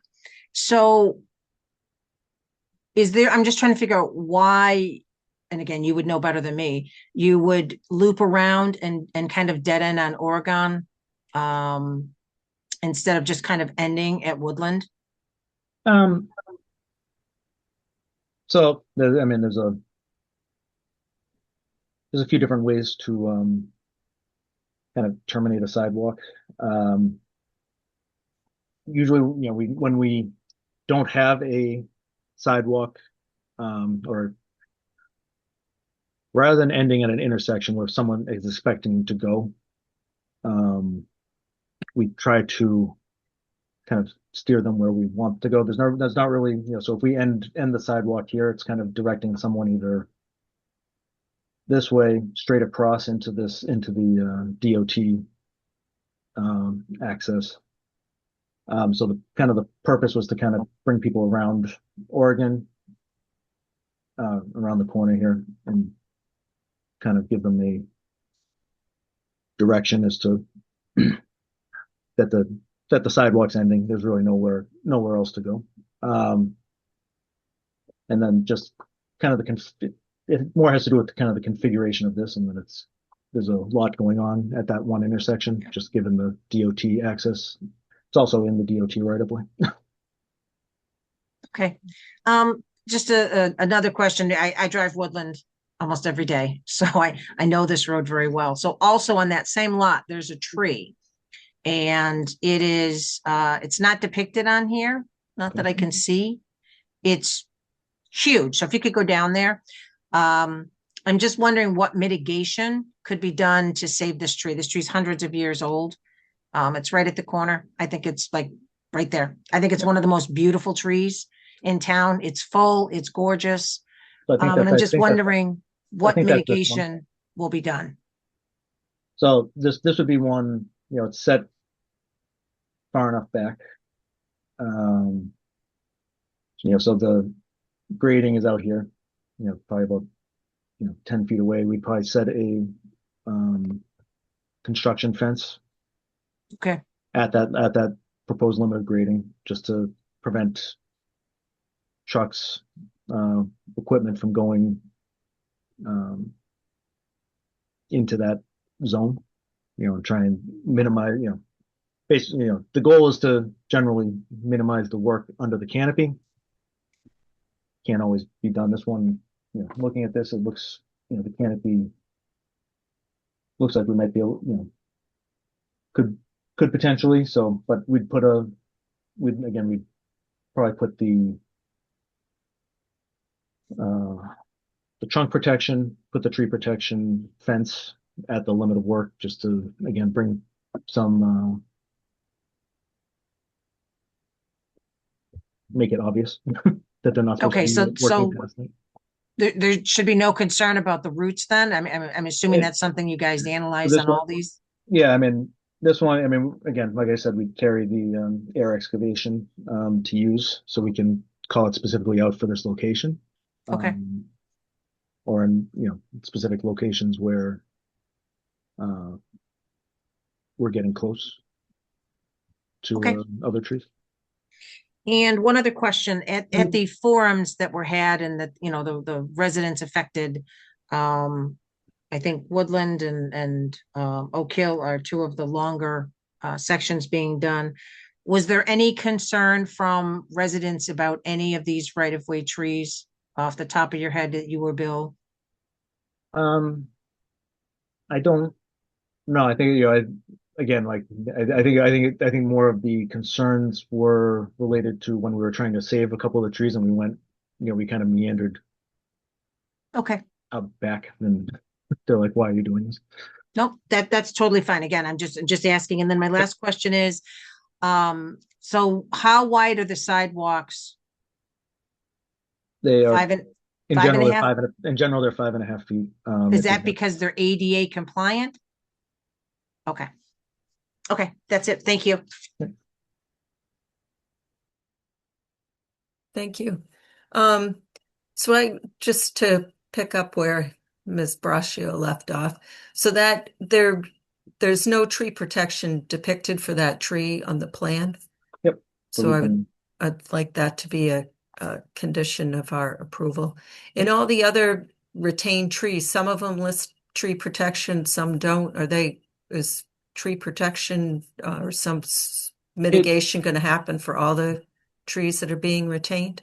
So we're focusing, for the most part, we're focusing on the ones in the right of way. If we use a fence, for instance, like in order to put trunk protection on this tree, we'd need a right of, the town would have to require a right of entry from the property owner to go onto the property to install it and then remove it. Whereas if we, for instance, if it's shown outside the right of way, so more than likely we'd put a fence either at the limit of grading or the right of way line, just to differentiate what we're doing. In this case, given the size of the tree, we'd put one probably like 1 foot behind the limit of grading. It's generally the type of protection, again, is dependent on the work that's going on, whether it's machine work. If the grading is going past the tree, then we can't really put the fence up because it's gonna have to come. They have to take it down in order to do the work. So that's when we default to the trunk protection. And generally we generally show the ones that are going to get the trunk protection. We can definitely add the tree fence on the plans to demonstrate what's going on here and in other spots. And also the rounding the corner to Oregon, the other, like the sidewalk on Oak Hill just ends. So you're saying if it just ends, people will walk onto the pike? Well, yes, I get it. This is kind of like the standard Mass DOT state or the state approved way of ending the sidewalks. Yeah, but we can look into other ways. Generally when we end at a intersection, we just need a crosswalk. Which again, in this kind of spot, it's hard to kind of put it on, because again, going back to the Parkerville, once we touch one intersection or one corner of the intersection with a pedestrian curb ramp, we have to make the other one, the one across from it, ADA compliant. If we have a crosswalk, you need them on both sides. So it's just a matter of finding a good way to actually terminate the sidewalk at the intersection. And again, it's because this is all state highway, we would need, but not where the sidewalk ends, because there's for some reason, there's a little carve out. Well, it just seems like a lot more digging that could potentially disturb the roots of that big tree, that I don't really see the purpose for. I don't think there's going to be a sidewalk going up that side of Oregon Road, because I live up there and I know the right of way in front of my house is like 2 inches in some places. So I don't think you're getting a sidewalk over there. Yeah, I'm happy. DPW, we can definitely talk to DPW about how best to. Yeah. So can I jump in, Greg? Yep. Sure. Greg, can you show the aerial view, ortho view? Thank you. So that wraparound, Greg, if you could point out the location of that. Okay, so right there. Let me take a step back. This section of roadway is actually state highway. That state highway layout for I-90 actually bumped out state highway, probably 2 houses down on Woodland and some distance down Oregon Road. So we need to comply with state standards to the extent we can. Now, that being said, the termination of a sidewalk has to have someplace to go for pedestrians. You can't just end it to go nowhere. That particular intersection is difficult because, there's Woodland that goes up into Breakneck, and there's Oregon, and there's that side driveway that goes up to the Pike. So I think what Greg's original design is probably the most compliant with state standards by having it wrap around Oregon and then having a spot where they could cross if they needed to. Okay. So the sidewalk on Oak Hill just ends right before the town line, and there's no place to go. Can I ask a question on this too? It actually crosses over to Woodland. I'm sorry, Walnut. I think it goes further down than Walnut. We're going to talk about. We'll discuss that then, but okay. Can I ask a question? So, Bill, instead of wrapping around and adding, a sidewalk to nowhere, why would there not just be a crosswalk underneath the Mass Pike Bridge? There's a sidewalk. Could you not just put a crosswalk there? Because I see people walk that all the time. They come up Woodland and then they take the left and go underneath the bridge and continue up Breakneck Hill to the conservation land. So just a question. I mean, I don't know. Yeah, I'm not trying to redesign your project in any way. Just kind of. So yeah, that's what I'm doing on my computer screen too. Yeah, I don't know that there's width there, Greg. What do you think? So again, it's just sorry. It's also a 3-way stop now too. So you're still bringing so you bring the sidewalk ramp here, or the sidewalk here, and then crosswalk over. It's just a long, it's just I guess where the stop signs are kind of. Well, that stop sign's now further back. Yeah, they've changed that intersection. So I mean, we could see if we can fit something piece, that would just require Mass DOT authorization. The other thing to be aware of, Greg, if you navigate, look to the left on your ortho view, and then if you stand on that stop line, please. There you go. No, go left. Yeah. So go left, keep going left. There you go. So Mass DOT has improved, and they are in the process of improving that down ramp at that location, with the intent that for the 495 interchange construction, their contractors will have the ability to exit here, and basically there'll be more activity here is what I'm getting at. So I just wanted to point that out too. Yay. All right. Anyone in the audience, questions or comments? Belinda Henderson. Hi, Belinda Henderson. I live at 120 Woodland Road, right across from that beautiful Mass Pike.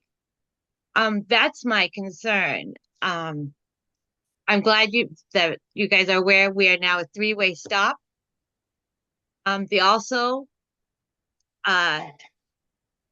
concern is, I know you guys are doing the corner and you're going to expand it out a little bit more to make that loop around. Yep.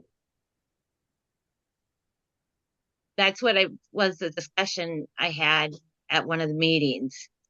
But now my concern is if you expand that with the Mass Pike coming down, which I was told by Mass Dot workers that's a permanent. It's not leaving my front yard anytime soon. That's my concern, because especially wintertime and plowing, they took no interest in what the town was doing when it came to the plowing.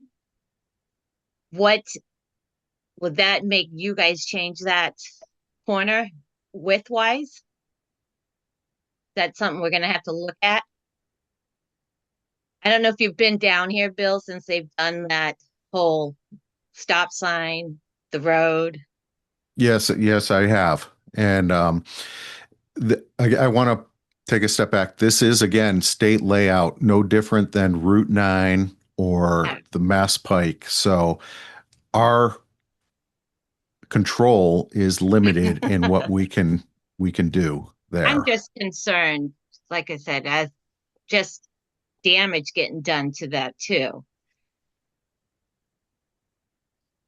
It was quite a hot mess today, but that's my concern, is with the new sidewalk and what they're doing across the street is one of my newest concerns, next to my tree, which is my biggest concern. Okay. But I do appreciate Miss Luttrell and Miss Braccio asking the same questions I was going to ask. But how my concern is long term on that tree with the sidewalk. Is there a guarantee that my tree's not going to be affected and then die, or have to be taken down because of the construction of the sidewalk? We will make adequate provisions in the bid documents to make sure that that tree is protected. And, I will have another conversation with Greg. And if we terminate the sidewalk earlier, I'm not necessarily opposed to it. We'll have that conversation. All right. Like I said, that now that with between the Mass Pike and now my tree and the sidewalk, which I do want, but I also support the berries down on Richards Road too. But this is just a very busy corner now with too much activity. And I have a daughter that runs. I walk 2 dogs along with about 5 other families right in this little section of the world. So that is a concern. I don't know if the sidewalk, the crosswalk, Ms. Braccio, will work like you guys are talking about, just between with the stop sign being added there. I'd love to see one, but I'm not too sure if that would work. But I'm sorry. The ladies already asked my questions, but like I said, I'm concerned about the tree and its safety. And now with the Mass Pike doing theirs, will that affect my part of the sidewalk? Okay, thank you. No, thank you. Thank you. Is there any other questions or comments? I don't see any other hands raised. So I Okay. make a motion to approve the tree and stone wall removal for Woodland Road as proposed. A second. I would just add for tree protection at 120 Woodland to be added to the project. So moved. Any other comments? Seeing none, all in favor, Latrell, yes. Houlihan, yes. Demiria, yes. Sure, yes. Leroy, yes. Okay. Onward, Oak Hill. Okay.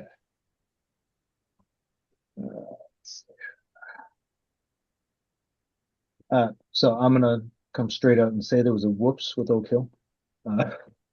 There's a what? There was a mistake on the application for Oak Okay. Hill. So we only have 3 trees because the road, the project itself is going to end at Walnut Drive. So this was part of a future project that we were looking at. So there is the potential to extend it potentially, but that's not this part. That was not this project. So that was a mistake on our part. So there's only 3 trees and no stone walls. Just to hopefully simplify things. So with that, yeah, so we're good. Yeah, so sorry, I'm on the wrong tree here. Greg, did you revise the plans? Or are we working with the ones that you sent us? We're working with so basically it's just there's a project beginning line. We are happy to amend the Yes. plan set conditionally, showing the appropriate limit of work, which terminates at that crosswalk on Walnut Drive. So Chris, could you tell us what numbers we're now looking at? The tree identification numbers? I believe we're looking at 248, 249, and 250 only. Yep. Okay. 52 and 44. Okay. Yeah, that's the addresses. Yes, that's correct. Okay. So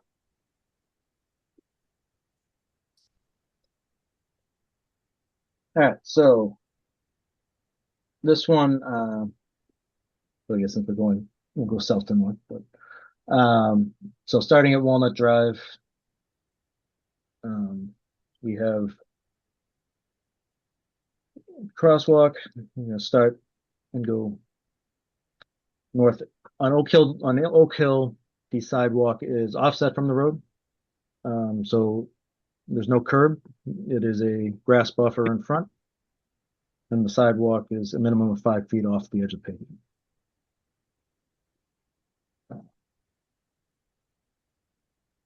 When we went on the east side,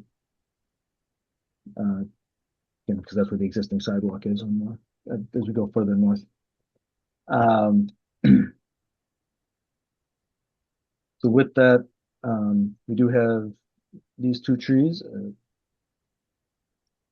with an existing wall. So the wall will be retained. These trees are kind of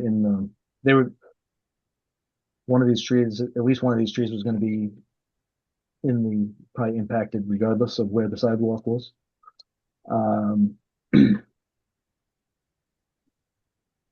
But with the presence of, and the reason we have it offset, there is no drainage on Oak Hill. So we don't have any way to catch the drainage or outlet it somewhere. And I know there are drainage concerns on Walnut in the back. So the goal was to minimize altering or avoid altering the existing drainage patterns to the maximum extent practical here. So that's kind of why we push the sidewalk off the back. It also minimizes cost with the by avoiding the not putting in curb. So, and then the other tree that would be removed would be the one right at the terminus, which is at the end of the existing sidewalk to the north. Just seems like it was probably terminated in that spot to avoid the tree. So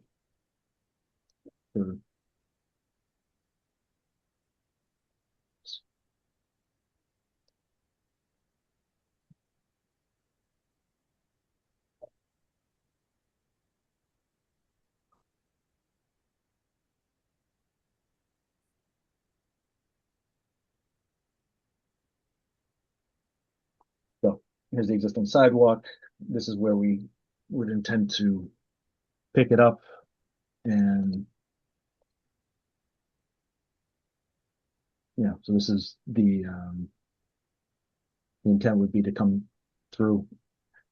I don't think there's really any way to get around this tree with the utility pole there without significantly damaging it.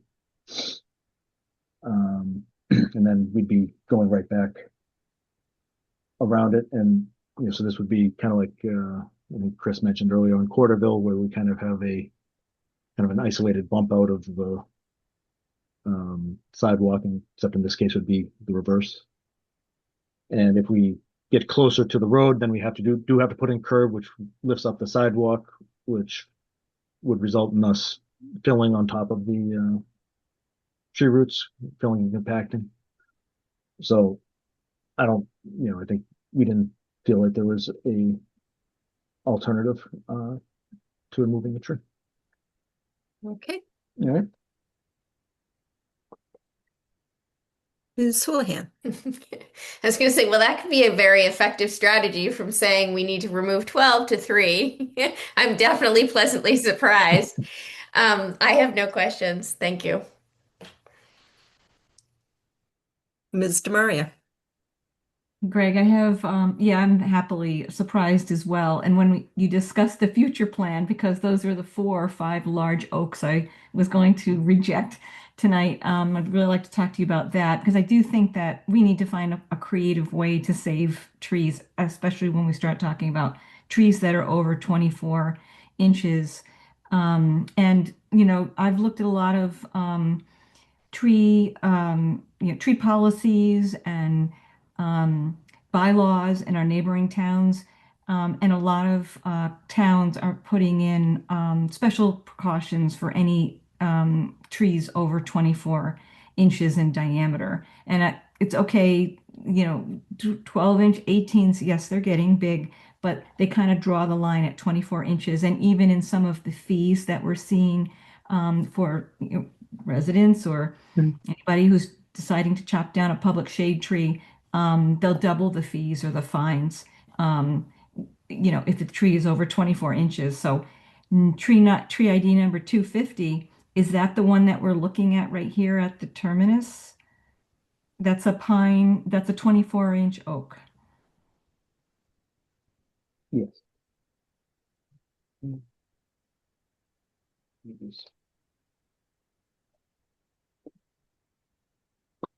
So I think all the Yeah, others that you mentioned are all under, I don't know what. 12 and 10. Yeah, 12, 10. Yes. Where's that 24-inch oak?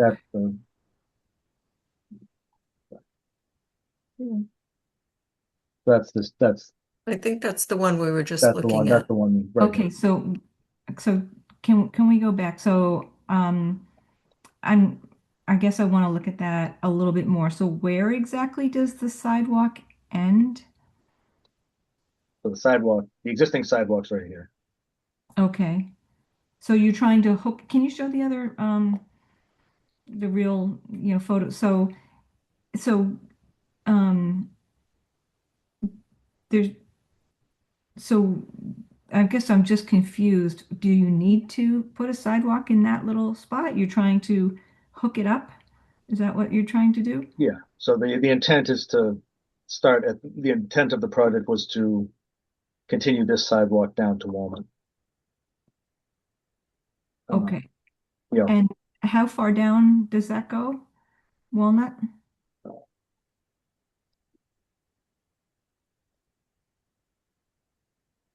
uh, Because that's just at the about, terminus, you said, right? And just how far past that particular tree? about 1,000 feet. Hmm. So I guess I'm just going to have to ask you, is there any, what do you work with a lot of towns, right? What Yep. are the other towns doing that are tree cities? They want to preserve their, they can't save every tree, but Yep. they drawing a line in the sand on the 24 inches and above. What are they doing, and what would be an opportunity to, think creatively? I mean,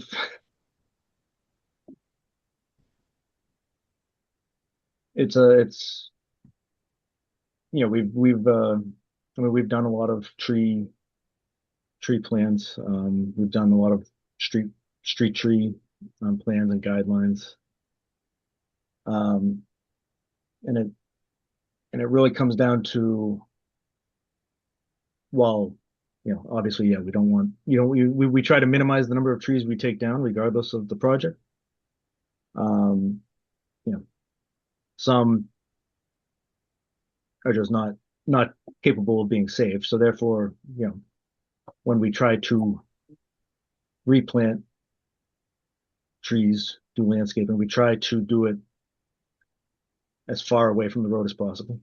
And find areas where we have space where it's not going to impact, the utilities, because the utilities obviously come and, trim and cut.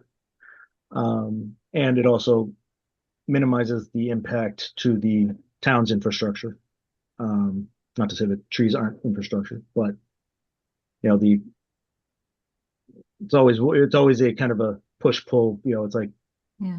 people want the buffers and the tree buffers and everything. Those trees rarely get healthy, especially if there's infrastructure on both sides. A lot of times they don't survive.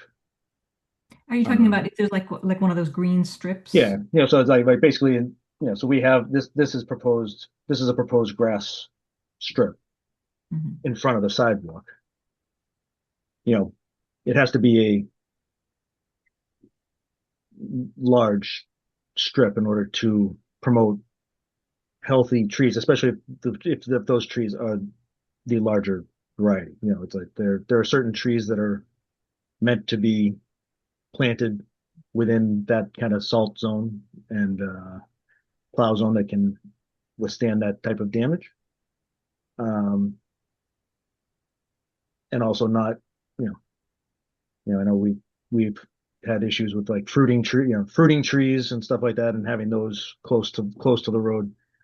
So it's just a matter of proper selection of where any new trees are going to go, so that DPW doesn't impact them, or utility companies, and that they have a chance to actually grow and thrive. So that's kind of, it's always a tough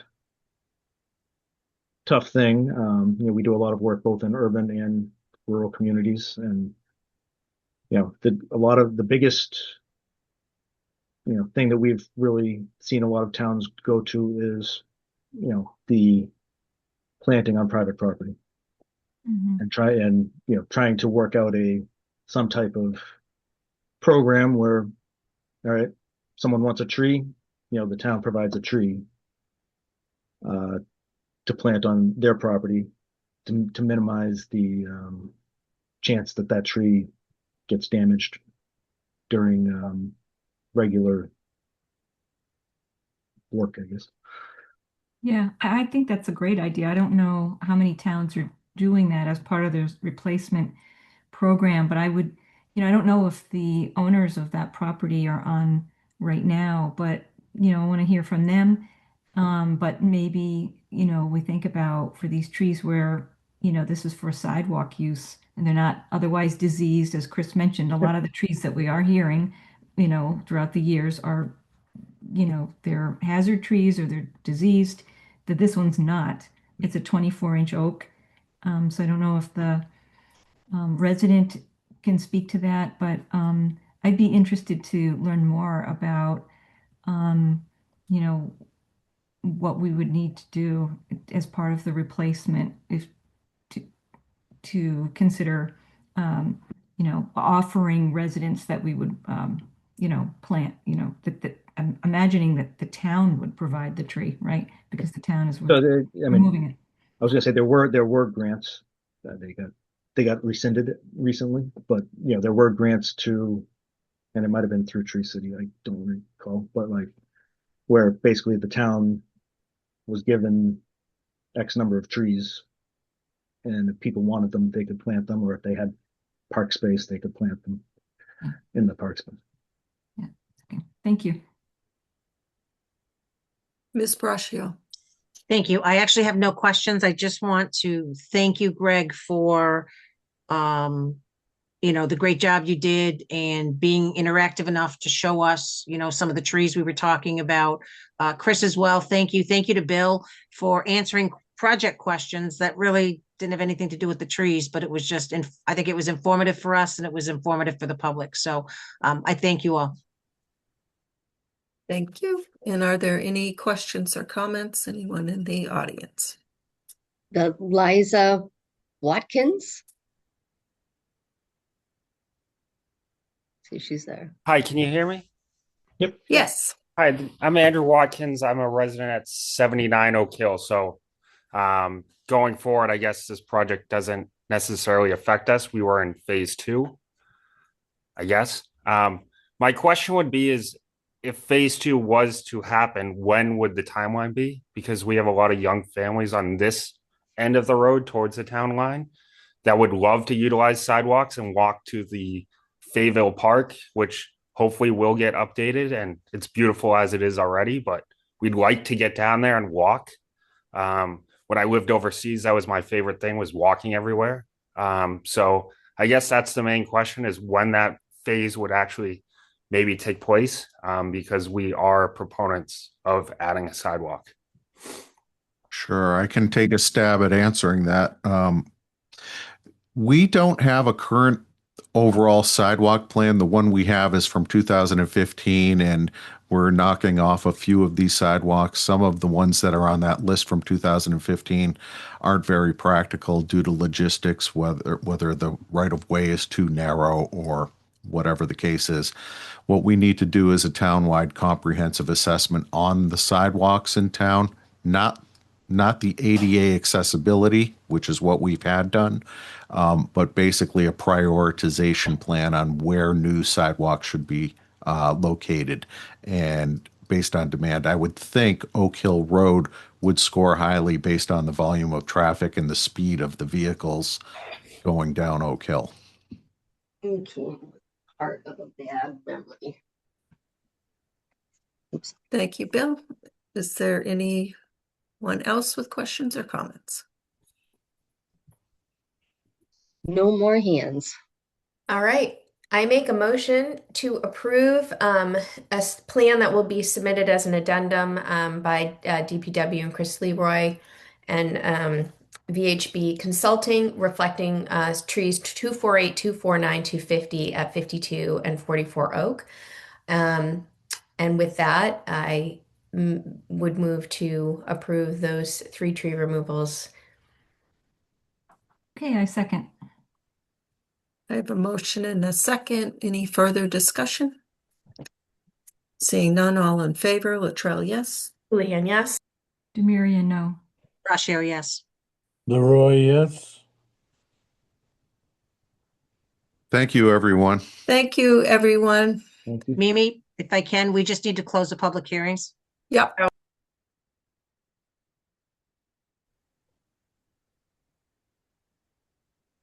You're muted, Marnie, if you're making a motion. Yeah, thank you. I make a motion to close the public hearing for the scenic tree and stone wall removal for Parkerville, Richards, Woodland, and Oak Hill. Second. I have a motion and a second. Any further discussion? Seeing none, all in favor, Latrell, yes. Houlihan, yes. Demiria, yes. Brashear, yes. Leroy, yes. Thank you very much. Thank you Chris, very go much. get some sleep now. We Oh, gotta yeah. go back. We're going back out. Still Yeah, it snowing. snowed again. Yeah. Jeez. Thank you, All Chris. Thank and you for Bill, everything, for all you Chris. do. Yeah, absolutely. It's a group effort. It takes a village. And thanks, So- Greg, for the presentations. They were very, Thank you. very good. Mhm. Talk to you later. All right. Thanks, Greg. Bye. And welcome back, Alan. Thank you. Just a quick comment, or question, I should say. It has nothing to do with voting on trees, but I thought we already had a sidewalk inventory done. So in 2015, we did. Okay, I thought there was one more recent than that. Or maybe Maybe. I'm thinking it was someone wanting to direct ARPA funds to do that, or it was a project from something in town, but okay. I could be wrong. Mimi, can you still hear me? I can. Okay, good. I thought I lost contact. Okay, sorry. So the next item on the agenda is a discussion item, 21 Causland Drive update. The major highway major retail use, which we approved at Fall Town Meeting. Thank you very much for waiting through our tree hearing. I think maybe in the future we should do a separate meeting for those. Thank you. Madam Chair, members of the board, thank you for letting us give you an update. As I have with me from Rima, Christine Hung, my partner, will be assisting me in this. I'll get into some of the purpose of this update to allow an introduction to John Weaver, who just came up, but I'll explain how we're handling this. He'll be my co-counsel on this, and there's a reason for that. As you know, when we went through the rezoning procedures, we indicated that we wanted to be as transparent and as open as possible and to keep the board informed. So that's what our purpose is here this evening, to give you an update as to where we are and where we're going and how we would ask the indulgence of the board on a few issues as we move forward. I apologize. I've had dental surgery, so any words with F or S, I will be slurring. So, and it's a defensive tackle from Yale who knocked my teeth out a number of years ago, and I'm sure he's smiling somewhere. So, but that being said, we're in the process of decommissioning the existing building and preparing it for demolition. That's one of the things that's ongoing right now. The Costco team, which John will be representing the Costco group. I'll be representing Atlantic because we have an applicant and a property owner, and ethically we should have separate counsel.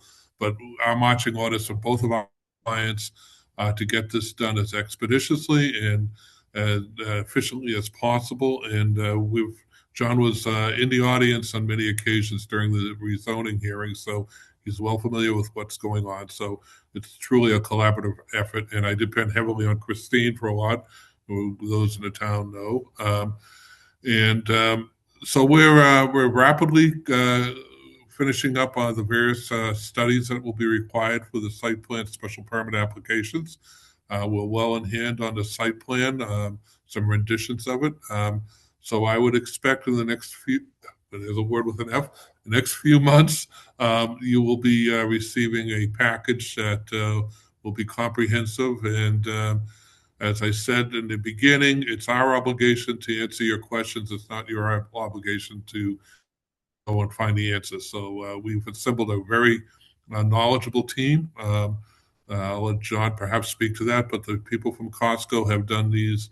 The team that Costco has put together is well versed in their project, their template, and their corporate philosophy and how they approach things. So we're hoping it will go smoothly. One of the asks that I will ask the board to consider, given the size of the project, the complexity, and the desire to move as quickly as we possibly can, not cutting any corners, but to move in an expeditious and efficient manner, if the board would consider appointing a working subcommittee to go in depth on some of the issues between meetings, so that every meeting would be well focused as to the issues to be discussed.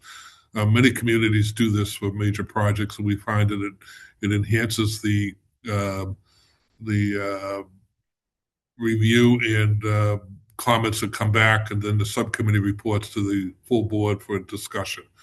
The other thing that I would ask the chair to consider with the board is that as we file, that we dedicate a certain meeting to a certain topic or topics. So, for instance, it would be, I think, advisable to have a meeting that's primarily devoted to discussion of traffic, and not mix and match other issues so that people get confused, not the board members, but people in the audience, so that we can focus the attention and people know that on such and such a date that the traffic will be discussed in depth, and they'll be able to take the questions or issues that come out of that discussion and address those. And we can work with the chair or the board to develop a itinerary of topics that would we feel be efficient. But just for your comfort, we're coming soon. And I know that those who I know in Southborough, the first question they ask me all the time is, when are you coming? We really want to see it. And I think the vote at town meeting was an attestation to that. So with that, I'm going to turn it over to John, who is a partner at McLean Middleton here in Massachusetts. And as I said, John has been involved with this from day one, but the rezoning was primarily the responsibility of the property owner. So now that we're through that process, we're going to work together to make this a reality that we can all be proud of. John? Bob, thanks very much. Members of the board, thanks so much for having us here. As Bob mentioned, I'm counsel for Costco. I've represented Costco for a number of years throughout New England, particularly the greater Boston area. As he mentioned, I was in attendance at the hearings leading up to the recommendation for the zoning amendment that was passed by the town vote.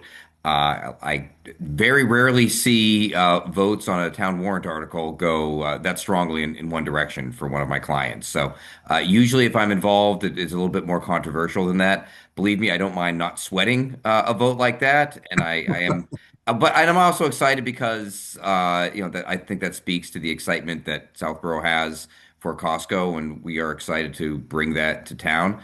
As Bob mentioned, we'll have a number of members of Costco's team, both civil engineering as well as business operations, that will be available to answer questions and to appear before the board. On the call tonight, we have Mark Marchesano, who's the Director of Development with Costco Wholesale, who will be probably the primary business person from Costco, who will attend meetings and be available for questions.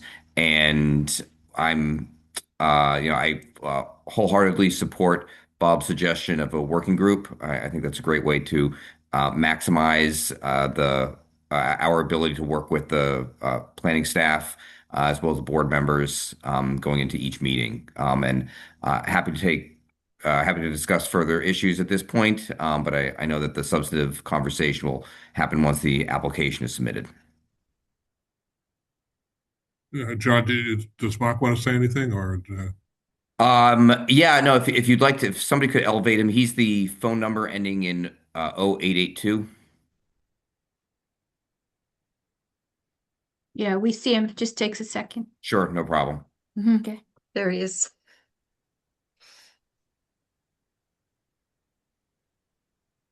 You can talk. Hello, can you hear me? Yes. Thank you very much. My name is Mark Marchesano. I'm Director of Development for Costco Wholesale. I just want to support everything that both Bob and John are saying. We're looking forward to moving forward with this project and bringing something to work with you on. we are working as a team. I've got our engineering team also sitting in the background listening to this to show that we're serious and very excited for this project. So thank you very much. Thank you. And as I promised, we weren't going to take a lot of your time, but I do feel as board members, you must get questions all the time. Have you heard what's happening? So we just want to keep you in the loop. But our goal is as quickly as possible to submit the applications and start the process. So. Yeah, just one question. When? That's the only question I have. I would say in the next few months, we're finishing up our traffic study. And this, as I indicated, the site plan, there's been a lot of renditions of that and tweaking of it at the in-house level. So we've had a number of meetings with the development team and the experts. So we're close. The biggest issue is, at least in most projects like this, is traffic and how do we address it. So we want to make sure we're accurate on our counts and our analysis. So we should have that shortly, and then we'll be preparing the application and submitting it. Thank you Which very we've much. already started to work on the application, by the way. And thank you for coming and updating the board. I really appreciate keeping the lines of communication open. It's Yeah, much and I appreciated. also, I know I speak with John. If anyone on the board has questions, don't let them fester. I mean, even before we file, I mean, staff can call us and we'll keep you updated. I mean, it's a busy world. It's a lot of things going on. So if you feel you need some information because someone is asking you, you can pick up the phone and we'll get the answer for you. And this project is a priority for us, and we want to be a resource to you, and hope that helps the approval process. As like Bob said, we submit in the next few months. Very good. Thank you. Ms. Houlihan. Yeah, my only question is relative to what we last heard from the Attorney General, and I thought we were getting a letter of approval for the town meeting vote, but there was a hiccup, and I don't know if there's any additional information. I haven't heard anything on.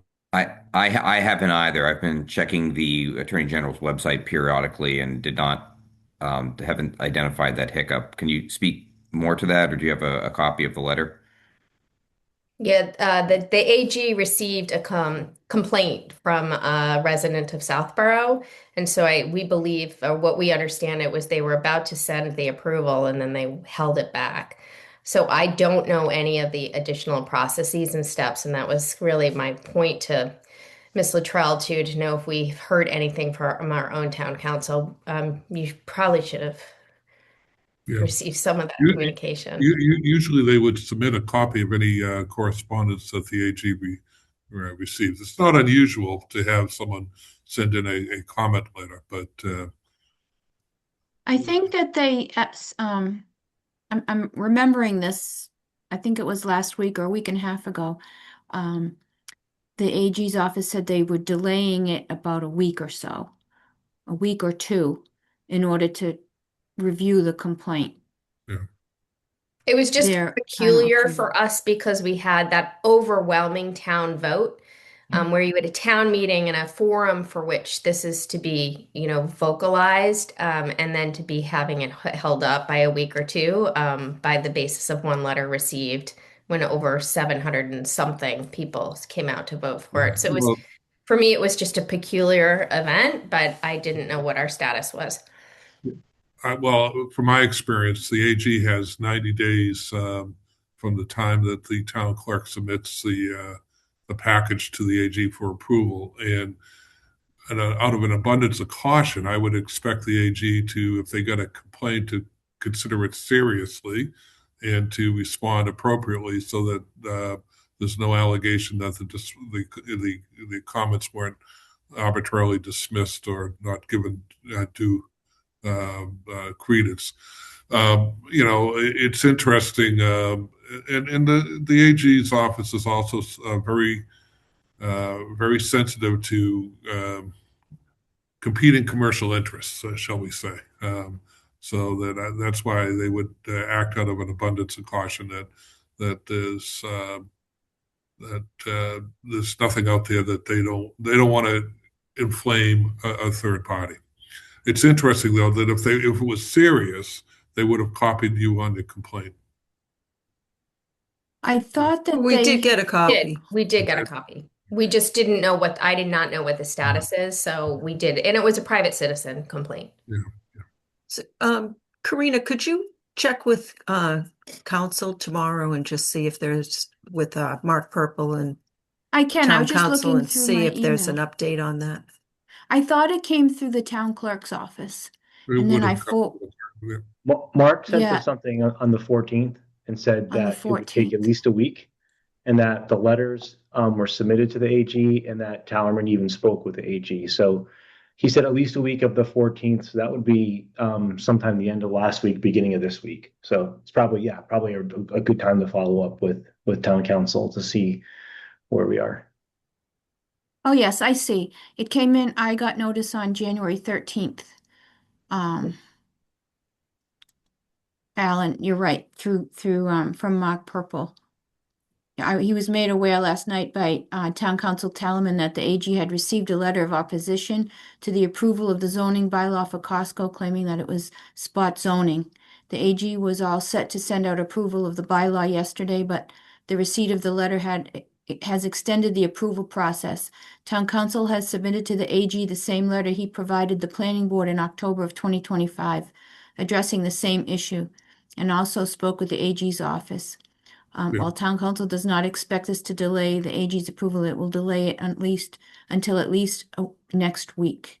And they had attached the opposition letter and Town Council's 2025 opinion letter to the Planning Board. Yeah, as we know, we went through this discussion during the rezoning, the text amendment. As I said, I would feel more comfortable with the Attorney General giving it its due weight, and so that there's no allegation that it was dismissed arbitrarily. Yeah, I agree with that entirely. And it sounds like the town council is taking the appropriate steps. Right. Do you need me to send you anything on that? I would like to get a copy of it. Yeah, if you could send us a copy of the complaint, that would be helpful. Thanks. Okay, can I send that to Christine and Yep, she'll? Karina, you can send that to me and then I will just distribute it. Yeah, Okay. we'll send you a contact list of the various parties. Super, that'd be helpful. So that was really my only question, and then just to thank you all for coming and spending the time with us and waiting the very long time through our public tree hearing. So I didn't think it know would more take that about trees now than I ever want to know. long. And sadly, isn't that interesting? Thank you, Mimi. Thank you, Thank Mr. you, Murray. Hi, everybody. Good to see you and welcome, John. And now you have an understanding of what we're about in Southborough. We love our trees.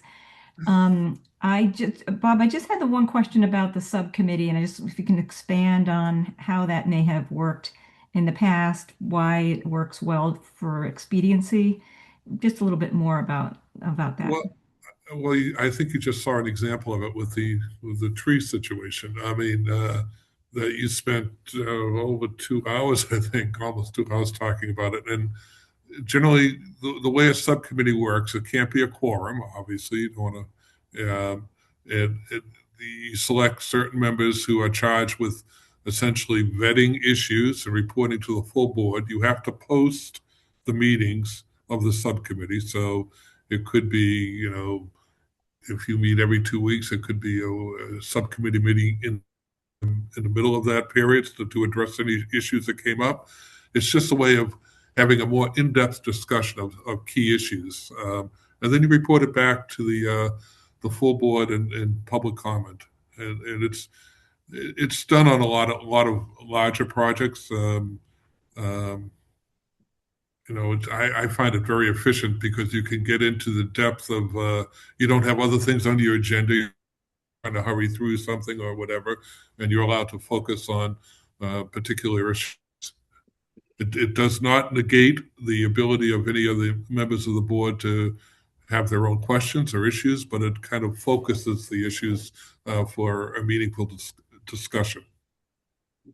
I appreciate that, and I appreciate your Yeah, the thoughtfulness that you bring always. Yeah. Yeah. Yeah, and I think that Jay Talman can comment on that also if you have any questions. But you know, many communities do it now because the time is precious, and you know, God love you. You're going to be here for a while tonight, so you know, it's a way of expediting and identifying issues and addressing those issues very quickly. Thank you. Ms. Braccio. Good evening. Thank you so much for coming. It's nice to see you all again. And I have no questions. I just very much appreciate you coming in, keeping the lines of communication open. You know, I think the public is really excited to hear what's going on. So again, thank you. And Mr. Belknap. Thank you. Thanks for coming in. Thanks for sticking around. I had 3 questions. One of them got answered. It was the same about the Attorney General. So the other 2 is I certainly appreciate and advocate for the notion of subcommittees, just in the name of moving things along. One question I had about that is if we go along with what you're suggesting, like, hey, one night we're going to devote to site layout, or one night traffic or environmental, however it works out. There could be the possibility that a member of the public would want to attend and they can't. They got a conflict. So what is their sort of recourse if they miss that subcommittee meeting and a chance to vet those concerns? I'm guessing it's possible to service it later on, but how have you handled that in the past? It wouldn't be a subcommittee. It wouldn't be a subcommittee meeting where those topics are addressed. I think that would be on your formal agenda.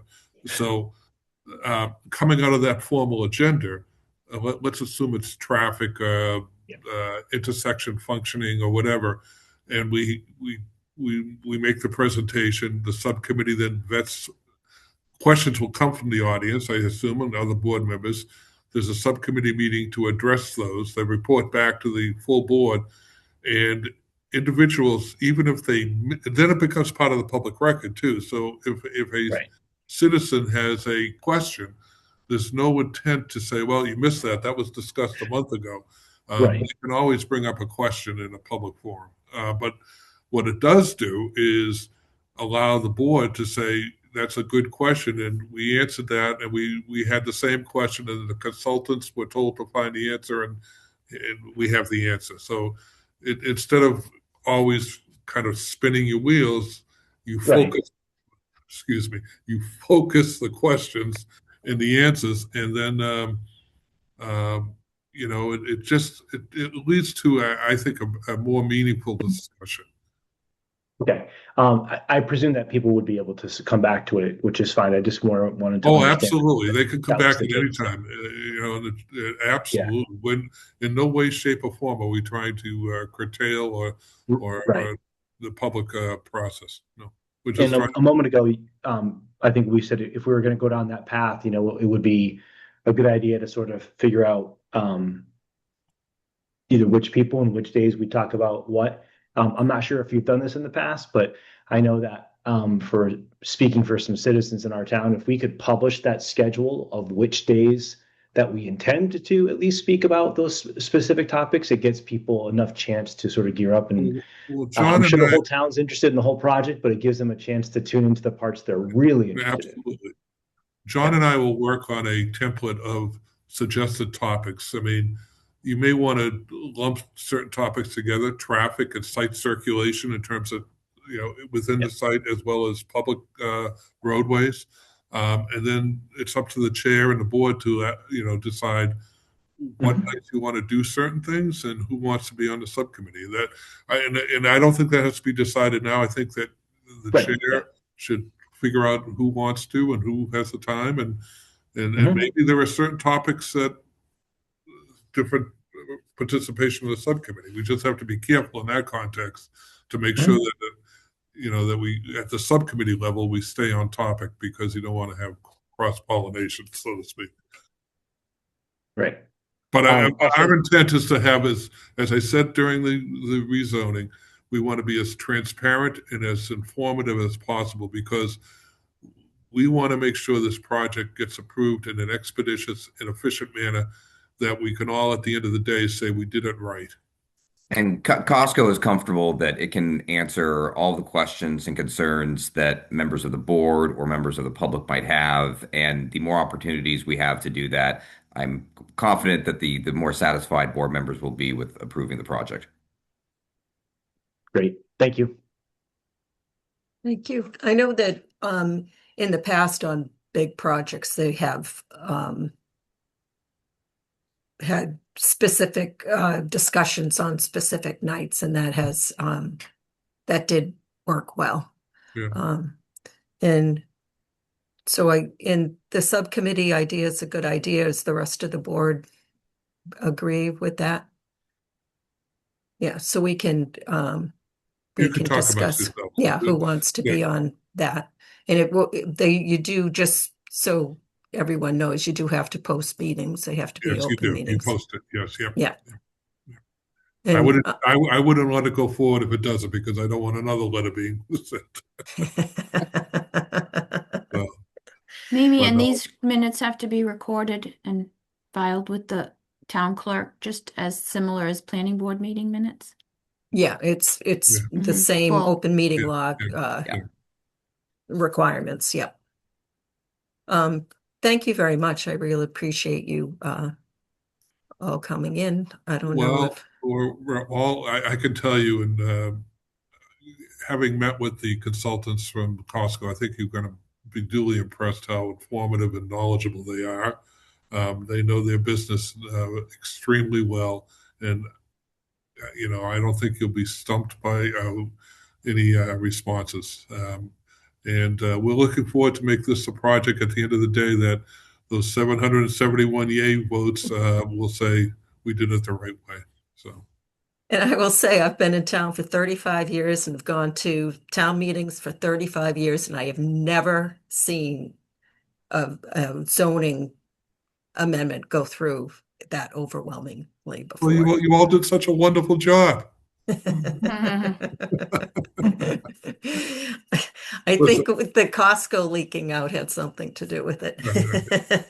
Well, listen, it's a little nasty out there. Everyone be safe. And we look forward to working with you all and getting this done. And as I said, John and I have been in communication for the better part of a year. So we've already established it. His office is just down the street from mine here. So, we know where to find each other. Thank you very much. Have a wonderful evening. Thank you very much. You too. Stay safe and warm, everyone. Bye. Yeah. Go Pats. The next item on the agenda, hopefully my dog stops barking, is another public hearing, 352 Turnpike Road, disability assistance and vocational education, major site plan approval for a change of use. Karina, to you.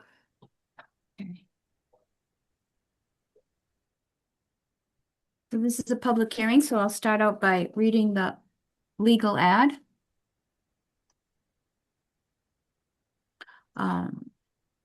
Public hearing notice, major site plan approval, 352 Turnpike Road. The Southborough Planning Board shall hold a public hearing on Monday, January 26, 2026 at 7 p.m. in the McAuliffe Hearing Room, 17 Common Street, Southborough, Mass. And via Zoom to consider the application of Disability Assistance and Vocational Education, Inc. for the property located at 352 Turnpike Road for major site plan approval per Town Code Section 174-10. This hearing is regarding the change of use of 17,430 square feet of existing office space on the third floor into specialized educational facility and an accessory use of multifamily housing with 17 one-bedroom units, 4 two-bedroom units, and 2 three-bedroom units intended as ancillary housing for program participants in the Industrial Park District. A copy of the application and plans may be viewed at the Planning Office at the Southborough Townhouse during normal business hours or at the Planning Board Agenda Center at www.southborough.ma.gov/agenda center/planning-board-29.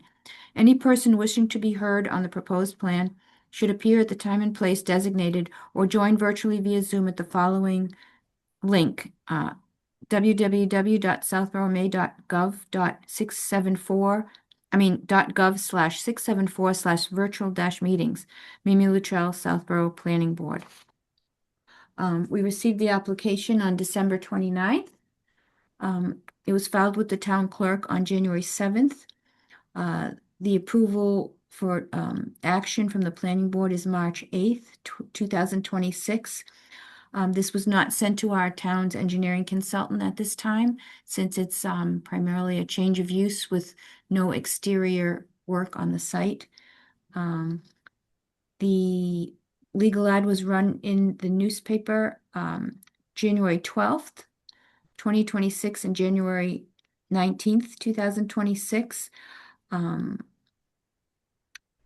We received green cards, certified return receipt green cards, and the white mailing receipts last Friday from Attorney George Banan, who I believe is here representing the applicant, which is 352 Ferris Development, which is 352 Turnpike Road, LLC. That's all I have. Thank you. You're welcome. Welcome, let me just George. go. Oops. Let me say one more thing. I almost forgot. Just a little tired. So we did receive comments from the fire department regarding some studies that they're requiring due to the, I think, the residential aspect components of this project on the third floor.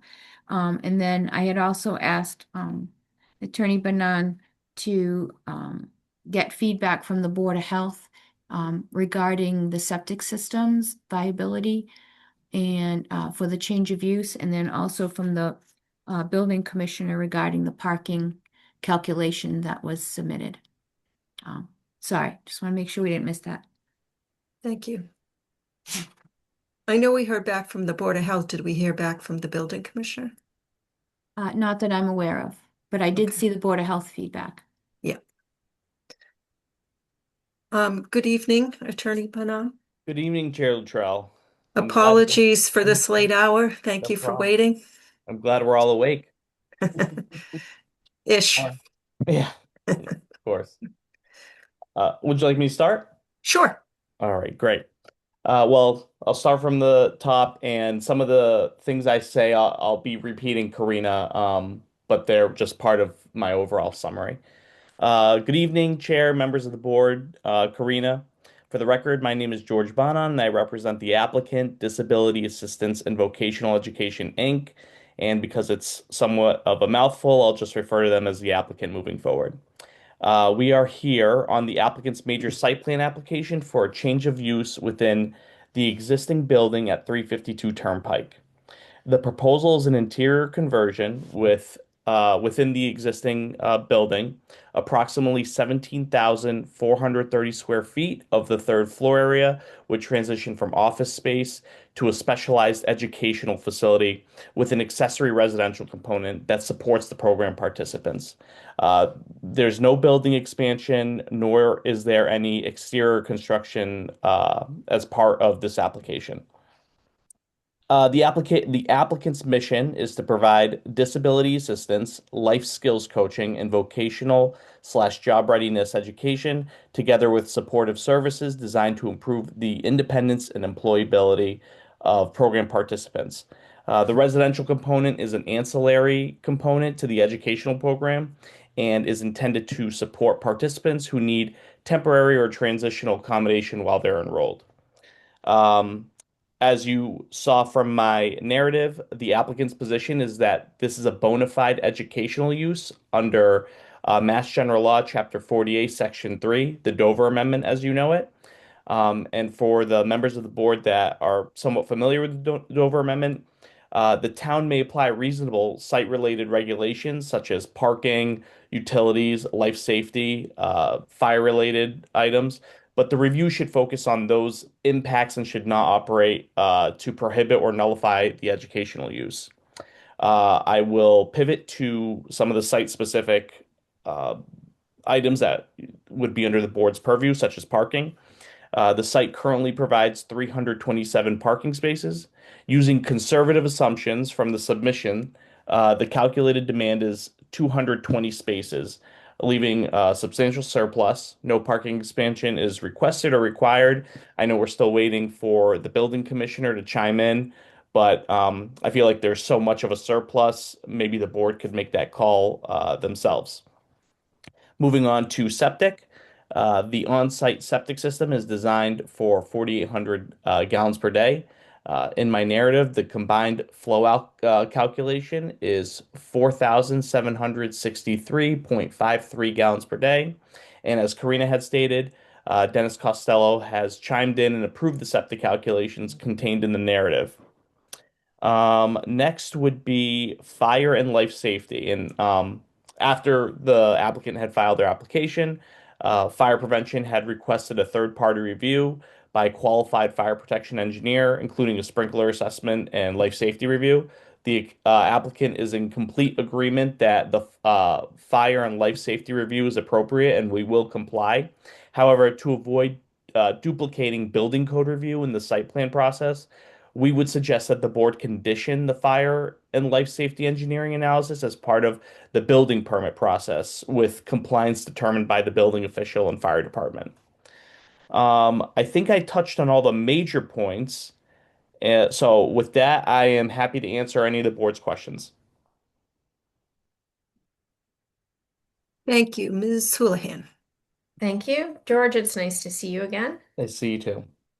So I guess my question is, so we're in the midst of revising our IP. We actually have a nonprofit school in there, so I think that that's all kind of aligned. My biggest concern is just the overnight, the residency part of it. And so, like, I understand it's a Dover, but I was just referring to our current town code. Um, And I think our plan was to move any kind of residential appropriations into IP out of IP. So like can you help me understand the basis of the overnight? And I understand your request is to keep to what we can do in a Dover, Yeah. but I just want to get my head around what it is. Absolutely. Yeah, so I guess let's start with the educational component because that's what drives the Dover applicability, right? Um, Dover, and I'll do a quick overview of Dover to the best of my ability, is it allows applicants or property owners to not circumvent, but limit what can be scrutinized in a site plan application or some sort of zoning application to specific items, such as some of the things I listed before. And in new construction buildings, it would expand to kind of a larger review. But because the building already exists, Dover kind of limits what the board can review to parking, septic, other utilities, life safety, things of that nature. Now, how this use applies to Dover is that it's educationally driven. So basically, I'll just reference Dave because this is his idea. Dave is very, I'll use the word charitable in this case when it comes to persons with learning disabilities or other disabilities in general. He actually has another nonprofit, Ferris Family Foundation, which helps I think children or persons in high school with learning disabilities. He's kind of expanding his charitable role here into people with disabilities or qualified program participants. And basically, at 352, what's going to happen on the day to day is there will be qualified personnel basically helping program participants with life skills and getting them ready for like applying for jobs. So it's life skill and vocational focused, and it's specific to persons with disabilities. And part of that curriculum or program, I should say, is the ability to or the option rather to take advantage of some transitional housing or temporary housing if it's required. So some participants may need to stay overnight because they may need to be under a watchful eye, let's say, while they are part of this program, it becomes more of like not a long term, but um, it would be a 24-hour sort of program for some specific individuals rather than just a 9 to 5 or a 6 to 9, something like that. So it appeals to a wide variety of people, and that's kind of how the residential component comes into play. I hope that answers your question. It does. I guess now I'm perplexed as to if the educational component, the challenge for me is just where we are with the IP district. I know Mhm. it is what's there right now, and there's nothing in our bylaws that allow for any of this. So that's where I'm confused. Dover can just say, we don't care about your zoning bylaws and put an educational place in there. Okay. They, So, they can, as the three specific zoning uses, and it's education, agriculture, and religion. Those three, um, Dover has allowed to circumvent certain zoning regulations, and courts have uh, defined education or viewed education extremely is very broadly. So, yeah. for example, one example that is not symbiotic but very similar is like substance abuse rehab centers. That would fall under Dover, right? So like a lot of substance abuse rehab centers um, come with ancillary residential housing or some sort of housing component to it. And the courts have said because that housing is tied to the primary purpose, which is education, that's allowed. Okay. So then I don't really have any questions except for the, like, I would think the lighting and safety around if you have, kind of disabled people. Like, I think what I understand is there gets to a point where the state won't fund them. And so they have to kind of figure out how to live on their own. And there's multiple programs around the state that do that. Mhm. And so to be able to do that, like I think like the safety and all of that. So the lights on the outside, my guess would, if from changing from what its current use is to actually having residents staying overnight, there will be some lighting implications and really understanding that.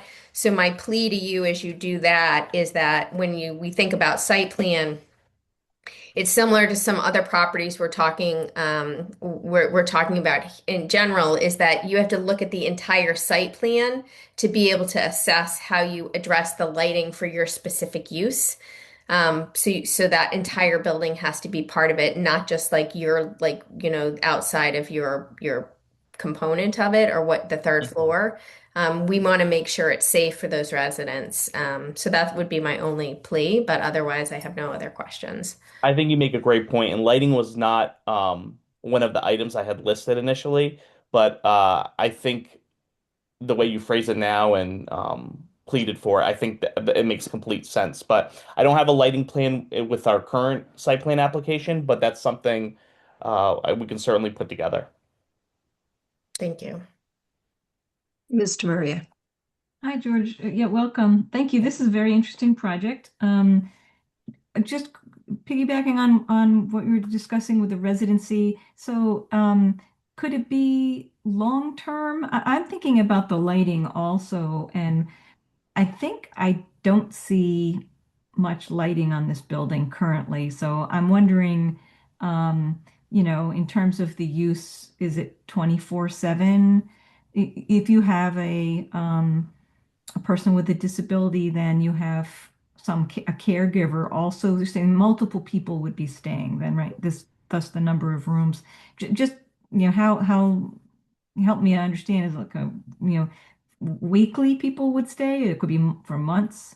It, kind of thing. it would vary on the participant. It could be months. I don't want to be too specific because, admittedly, I'm not that familiar with this sort of business, and this is kind of a test case, for lack of better words, to see if it works, and I'm sure it will. But I can't. That's a question that was brought up before. I think even by Karina in our pre-application meeting, and I couldn't really answer it. Like it could be days, it could be a week, it could be months, but I'm confident in saying it's not like permanent housing.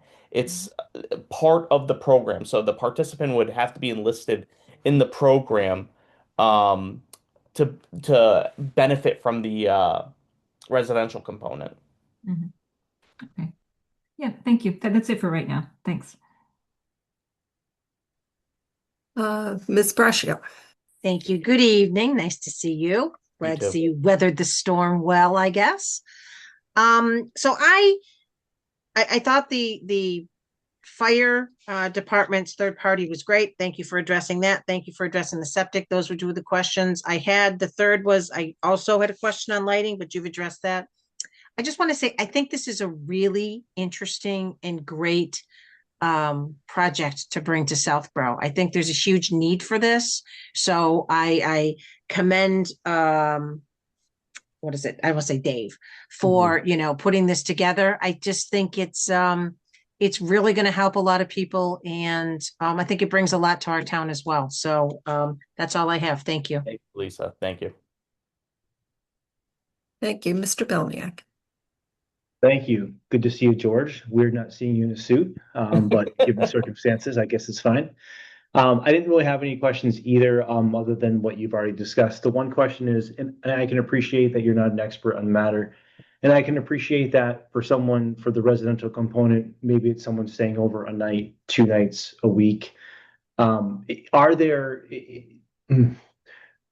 with developments of this type, because they're new to me, is there like a typical, okay, there's a max stay of 60 days or 90 days or anything like that? Or is it just truly indefinite? Because that's the piece that gets me a little concerned if it's indefinite. But if there is a cap, even if it's a long cap, it just would be nice to know that there is something like that in place.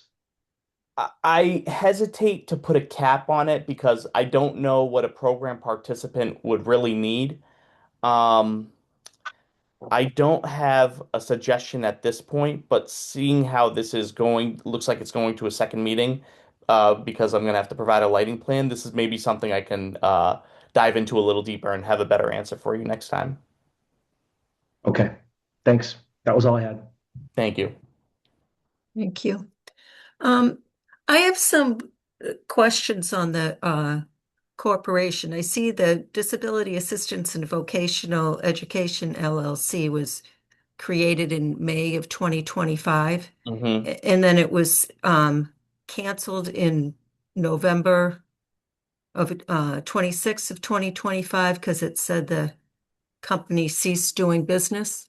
Correct. In that original program, their articles of organization said to provide education and assistance for people with disability and vocational needs to undertake all matters related thereto and to conduct all such other lawful business may be done by a limited liability company. So that seemed to me to be in line with the Dover. And then in November, a new corporation was created. And those articles of organization said corporation is organized exclusively for charitable, religious, and educational scientific purposes, including for such purposes the making of distributions to organizations that qualify as exempt organizations under Section 501c3 of the Internal Revenue Code, blah, blah, blah. And that doesn't seem to me to be a Dover exempt nonprofit. Chair, go ahead. So I would just like to, if it's the board's okay, ask town council to review this and make sure that this is a Dover exempt use. Absolutely. And I can tell you, we hired a 501c3 attorney and explained everything to him, and this was created in line with our intentions here today. And I can tell you the reason for canceling the LLC and then creating a corporation was because a 501c3 can only be done through an S corp or a corporation rather. It can't be done through a company. But that was just a little background context for you as to why it was canceled and created again. So is another 501c3 being created? I just would like to see the articles of organization that speak to what the previous one did that seemed very in line with Dover. There were no articles of organization. I mean, what there is on the Secretary of State's website is all that was created for the former LLC. But the only reason that was canceled was because you cannot pursue a 501c3 designation through an LLC. It must be through a corporation. So for Dover, a nonprofit educational use has to be, a dominant or primary use, and it needs to say that in the articles of organization. So that's what I'd be looking to see. Okay. In our articles for the corporation, that should be in there. And you actually should be able to see that in the Secretary of State's website where you're I not did, and it doesn't say Okay. anything like that. I read you what it says. The purpose of the corporation is to engage in the following business activities, is what I read you. Okay. And then also, so there's the whole list of officers who I recognize most of them, but it's signed by David Hahn, and I don't know who that is. And it says David they're an Hahn's the officer. attorney. Oh, He's the attorney that created it, okay, who specializes in corporate structuring. okay. So I'd just like town council to review it and make sure that we're Yeah. in line with that. The fire department asked for examples of similar uses in Mass. Did you provide anything? I do have another example, and this was someone we know personally, and I don't know the name of the company right now. If you can wait till next hearing, or I can provide it via email in the Yeah. interim, I'll be able to do that for you. That would be great. According to the assessor's card, the third floor is 12,568 gross floor area, but you have 17,430. I'm not sure why the assessor's card says that. It's big, it's larger than that. Okay. And Karina and I actually, sorry, I didn't mean to interrupt, but Karina and I, we went through the square footage of the building, relying on the former site plan during the pre-application meeting. So I'm pretty sure the square footages are spot on. So I'm not sure why the assessor's card says, and it could be an error as to through the assessing department too. Maybe Okay. they just got it mixed up. George, there was a warehouse added to that location. Correct. Yes, but that's on the first floor. That's the first floor. Okay, so it's not that. Okay. Yeah. Sorry. Oh, will the units count towards our subsidized housing inventory? No, they will not, unfortunately.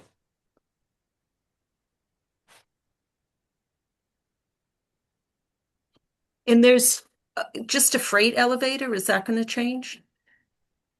There's also a regular commercial elevator or individual elevator as well, not just a freight elevator.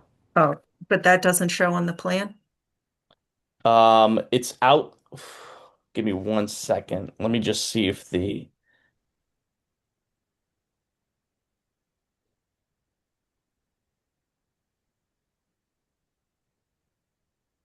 it does show on the plan. If you'll see the stairs kind of in the middle Yep. of the building, you see that white object to the right?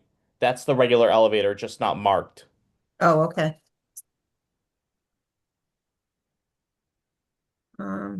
So I think you addressed this, the idea is to have 24-hour staff. Correct. Okay. In programs, but we don't know like what length of time. Correct. George, can you just say why it doesn't qualify for the SHI? Is that because it's not like long-term living facility? That there's like a more of a temporary residential? Admittedly, I did not look into it, but it's because I don't think these were we were never designating these to be affordable units. I don't know if there has to be like a state designation for that. It's not like we're going through mass housing to get these approved. No, it's more of a confidential thing through the Department of Mental Health, where they certify you if it does qualify, and then the EOHLC gets notified by the Department of Mental Health or Department of there's another department, there's two departments, State Department, that report to the prior DHCD, which is now EOHLC, I can't think of it anymore. And then that division, the EOHLC, adds it to the subsidized inventory for us automatically. We don't ask for it, that it's done through the state agencies because it's confidential. Frankly, So you know that's, more about it than I do, but I'll be happy to work with you if we can yeah, figure it out. assess these or have these count towards your SHI. Yeah, Okay. because I know like New England Center for Children, which serves people with autism, they have housing units that count towards our SHI. Okay. I didn't know that. My apologies. It's a learning experience for all of us. It's the beautiful thing about coming here, learn something new. I think that's all I have for right now. Is there anyone in the audience who has any questions or comments? I don't see any hands. I just had one follow-up comment, Mimi, Sure. if I could. Sure. Initially, when you were asking about if this would count toward our inventory, my gut reaction based on what I'm learning would be like, no, because this isn't permanent housing, right? Someone could be there a day, a week, a month, 2 months, like we don't know. Similar to like a hotel, right? Someone could be at a hotel for 1 day, 2 days, 4 days, 10 days, 12 days, whatever. So I was surprised to hear that New England's center, that housing does count toward it, unless it's not either transient or variable, because I just don't know how you could ever account for it being permanent. So I I'm not don't trying think to it's knock really however it's doing transient. it. Yeah, No, it's sorry. and you get to these count by people live, bedroom. yeah, the people live in these facilities with a designated staff. Oh, okay. So in that case, Yeah, then it does make sense to me that it would count toward it Yeah. because it is permanent. It's not like a rehab location Right. or Yeah, it's okay. more of a facility where they live and are taken care, are assisted. Yeah, And okay. So yeah, so in that case, I can see why. By the state. What'd you So in say, that case, I Colleen? could see. I said the key is that George has to get qualified by the state, and then that's how they put them on our SHI report. Yeah, and I'm not sure if permanence is a requirement, Right. because Right. I No, think I don't we think have, so. I think there are some rehab units that count also on our SHI. Okay. News to me, I guess more just my gut reaction is if it's not permanent, I'm not sure how it could. Obviously, if it's written that way, then fine. Well, we're Yeah. used to 40Bs is what we usually get involved with the SHI, but there are other ways to add housing. And any way we can add housing to our inventory, I'm all for. I'll definitely coordinate with Karina in these coming weeks before the next hearing and figure out, whether this is going to count towards the inventory and how we can make that happen. Yeah, I know people who you can talk to at the state agency that you could probably connect to Great. also. Okay. Perfect. So, so just Karina, if you could ask Jay, and I can send you the documents that I have that I got off the state website, just to make sure through him that this is a Dover Confirmed compliant Dover. use. Yeah. And then I think we can continue to the next. Great. And just so we're all on the same page, at the next hearing, I'm going to provide, I should have a lighting plan ready for your review. And in between now and then, I'll provide examples of the other businesses that I know of, and I can just email you the members of the board directly if that's okay. Sure. And then I'll just connect with Karina during office hours as to the SHI question. Perfect. Great. Before I do that, Mimi, so we haven't scheduled anything for our next meeting. We always are starting at 6:30 with discussions. Do you want me to leave a room for that, or just start with this one with the first as a public hearing? I'd start at 7 with the public hearing. Then we can, except for we're going to have a bunch of public hearings, I think, at the next one. Yeah, the warrant articles. Maybe 6:45, And then that way we have Oh, yeah. to do We some have a- discussion. Okay. Yeah. All right, so I make a motion to continue the public hearing to 6:45 on February 9th, 2026 for 352 Turnpike Road, Disability Assistance and Vocational Education, Inc., major site plan approval, change of use. I second. I have a motion and a second. Any further discussion? Seeing none, all in favor, Latrell, yes. Houlihan, yes. Demiria, yes. Chair, yes. Dominiak, yes. Thank you, George. Thank you. Have a good night, everyone. You too. Thanks. Bye-bye. Before we go, George, before you go, I think copy me on the lighting plan because Mhm. inevitability comes to me, so I'll help you before you submit. Fantastic. Okay. I'll do that. Thank Perfect. you. Yeah. Thanks, Marnie. Great. All right. Have a good night, everyone. Thank you, you too. The next item on the agenda is a discussion item, Tricentennial Committee signs. I saw Patty at one time. Hopefully she's still here. Still there. Yep. If you could bring over Patty. There you go. So several months or so or something, I had brought up that Patty had reached out to me. The Tricentennial Committee wanted to do some advertising and put signs on poles and other banner type things to advertise our tricentennial that's coming up in 2027.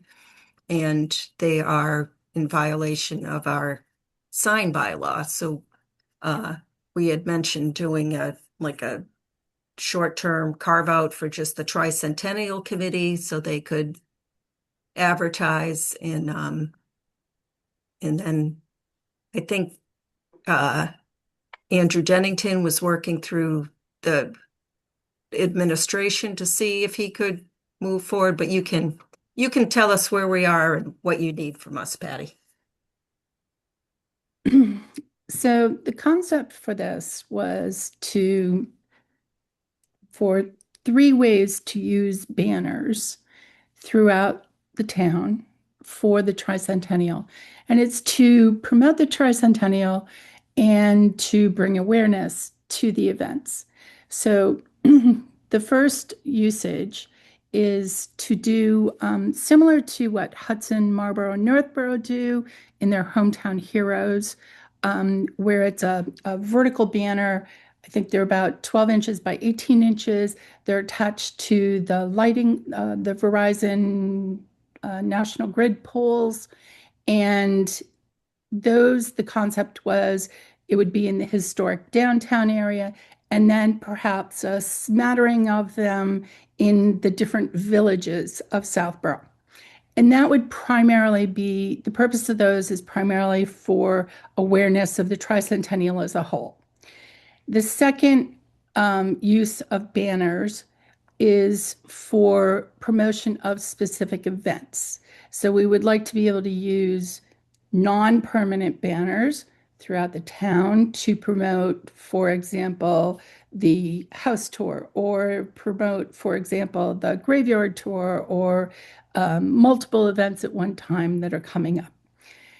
The third use of the banners was actually is kind of been requested by the 501c3, which is the Friends of Southborough 300, I think, which is to help promote our sponsors that are standing up to provide the funding for these events.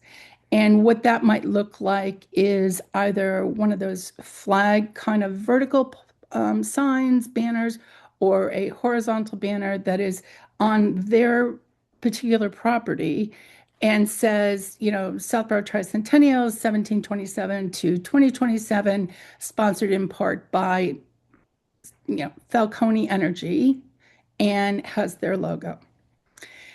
Unfortunately, what we found in pursuing this concept was that all temporary banners are banned by the Southborough bylaws.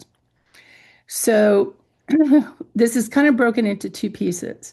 One is the first part I talked about, which is the vertical banners for the electric poles that has to be approved by Verizon and National Grid, who I guess share the ownership of those banners. So Mark Purple, our town administrator, has gotten involved in that, in talking to those entities to find out what's involved. And I think we're going to move forward with a meeting to present to them a concept of, why we would like to be able to do this. So that's step one, is to get the permission for the usage of the poles. Step two is to get the town to agree to amendment or bypass or whatever it's called on this bylaw to specifically allow these promotions for the tricentennial. And it would be great if it could happen for more than just the January 1st to December 31st of the tricentennial, so that, things could be promoted in advance. And specifically with the polls, the poll banners, perhaps continue after that. So that's where we're at. It's 2 steps: getting permission from the entities, which we're working with Mark to align a meeting, and also creating an article to be approved at town meeting for a amendment to the bylaw to carve out that if the town doesn't want this to be a permanent thing, at least allow it for the tricentennial and for promotion of the tricentennial. Thank you, Patty. Ms. Houlihan. All I have to say, Patty, is I think back in the day when the no signs, no banners were put up, it was for a reason. I wasn't here for it. It's so unfortunate in this that you have to kind of go through all these hoops. It sounds like you've got your I's dotted, your T's crossed. Given that, like, where are you from? What do you need from the planning board specifically? Do you need us to support you in that town meeting? Marnie, when I originally reached out to Mimi just to talk about it, it's because, the planning board kind of oversees signs. And I thought this was under the jurisdiction of signs. I had also reached out to Mark Robideau, our building inspector, who then went to Jay Tellerman. And it was our town council that actually got back and said, well, yeah, none of this is allowed based on our bylaws. So I just, kind of communicated with Mimi that we need to move this forward somehow. In the meantime, I've also been working with, hopefully the select board, and Andrew, who is the select board representative to the Tricentennial Committee, has, gotten a little bit involved, but I don't know. I mean, I guess my consideration was that planning oversees signs, and I thought this was originally a sign issue, and it apparently is a bigger issue than that. I think Mark Purple told me the other night when we had our tricentennial meeting that there's a line item on the articles for the main town meeting, not the special town meeting, to include this. However, there's no article been written or proposed. So I guess at this moment, I'm speaking on behalf of the Tricentennial Committee and asking for the support of the planning board, seeing as how you do oversee signs, to support an article. If you would like to help create that article, I think that would be great. Beyond that, I don't really know. It's kind of the 10-legged beast. I thought it was going to be a simple thing. It's not. I'm sorry, it's not, seriously. And I think so thank you. I appreciate that. And I appreciate all your diligence in trying to do this. I think it's a great idea. I love what Hudson does. I think it just makes it really look like a really community and Yes. that we all stand for something amazing. So I'm definitely extended, but I would say a really good opportunity for you is to just use, AI, ChatGPT, Perplexity, some of those other ones to like help you write a bylaw that maybe someone could help edit. But I think if you take a stab, it makes it a little bit easier. I think the challenge is how do you write a bylaw that fits in our current zoning? Because that's our challenges when we do zoning. It's very complicated. Right, and I understand you don't want, everyone and their brother throwing up banners all over town or putting them on, national grid poles or things like that. We really, I think it would be best to have a carve out for this specific event, although, there was some consideration of the ones going on the poles, perhaps that could be a longer term thing. And after the tricentennial, they changed to something else, like the hometown heroes that our neighboring communities do. I mean, once you have the hardware up there, why not continue to use it? I'm definitely willing to have a conversation. I just can't take it on, but I'm willing to kind of explore different options with you. So I'll Okay. leave it at that. So thank you for your diligence and your support. I think it's a wonderful thing to move forward with. Mr. Murray. Hi, Patty. Good to see you. So I always thought it would be kind of better for me to see like what would one look like. So the hometown heroes I see around, and you mentioned that they're 12 by 18, and I guess I could figure out the sponsor ones. Let's say if it's Falcone or Ken's or something, how big would their sign be? And is it like a flag kind of looking thing, or is it like metal, or what would that material look like? And then I have the same question with the event So ones. I just don't have a this is picture of all up for those. discussion and Yeah. what would be allowed. I actually, kind of posed to Mimi in an email that maybe I should make some comps or something. But then my concern with that is that those comps are coming from me, and that's not a comp that's been approved by the Friends and has not been approved by the Tricentennial. So I kind of opted not to do that. Right. Now this kind of spurred out of a meeting that I had with, I'm the vice chair of the Tricentennial Committee, and our chair, Don Morris, was there, and the fundraising head, Jenny Martins, and the treasurer of the 501c3, who is Kathy Cook.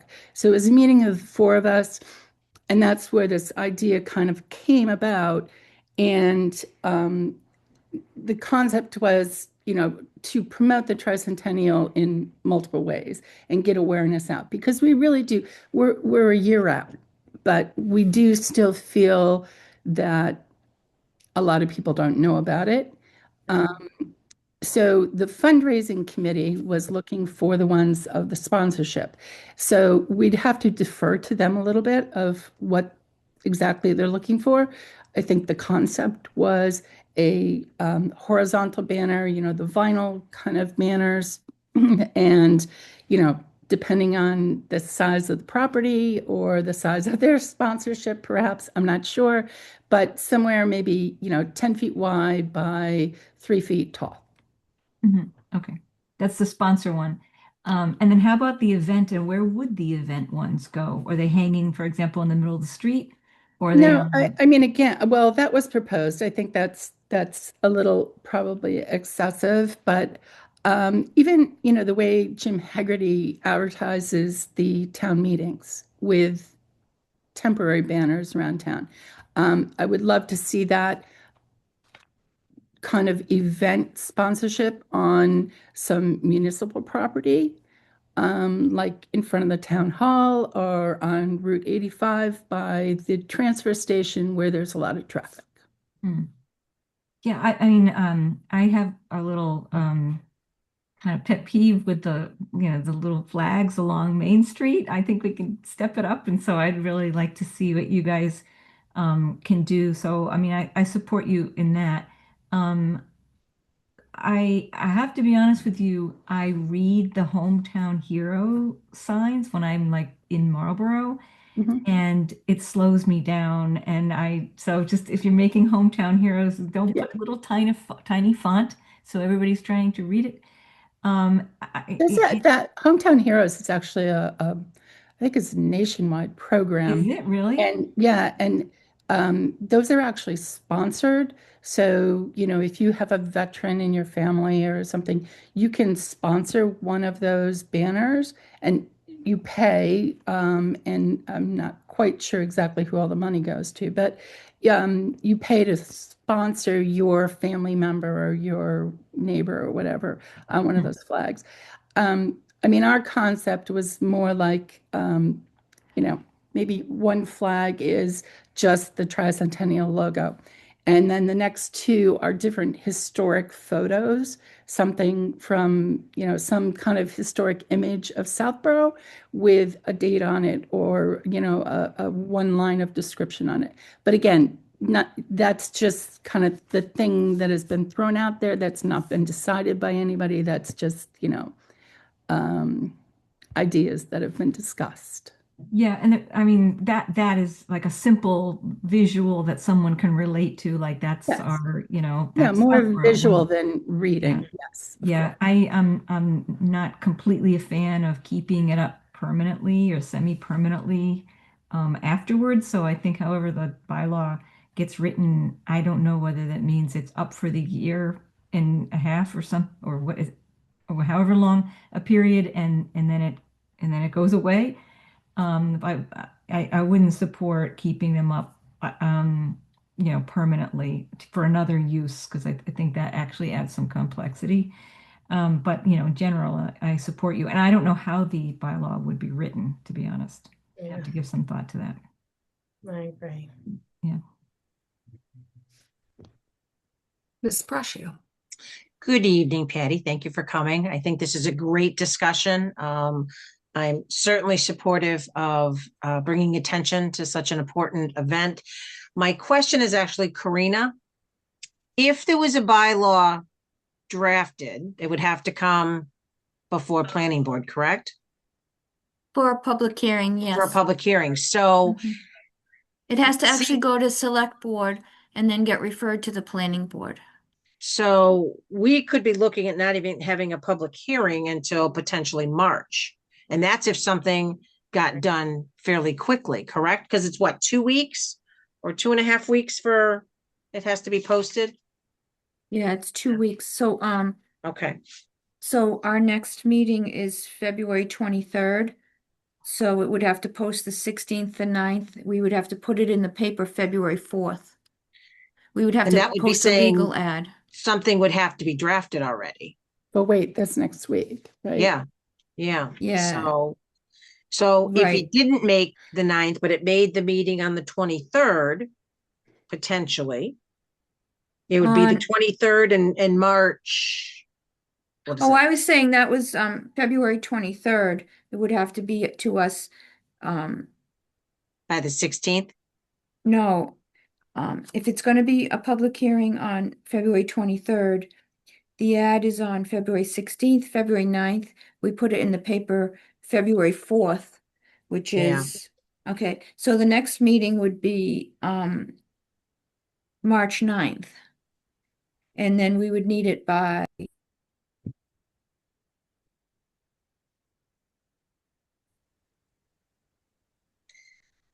So I guess that's my question is it feasible? you're looking at one, possibly two, if you're lucky.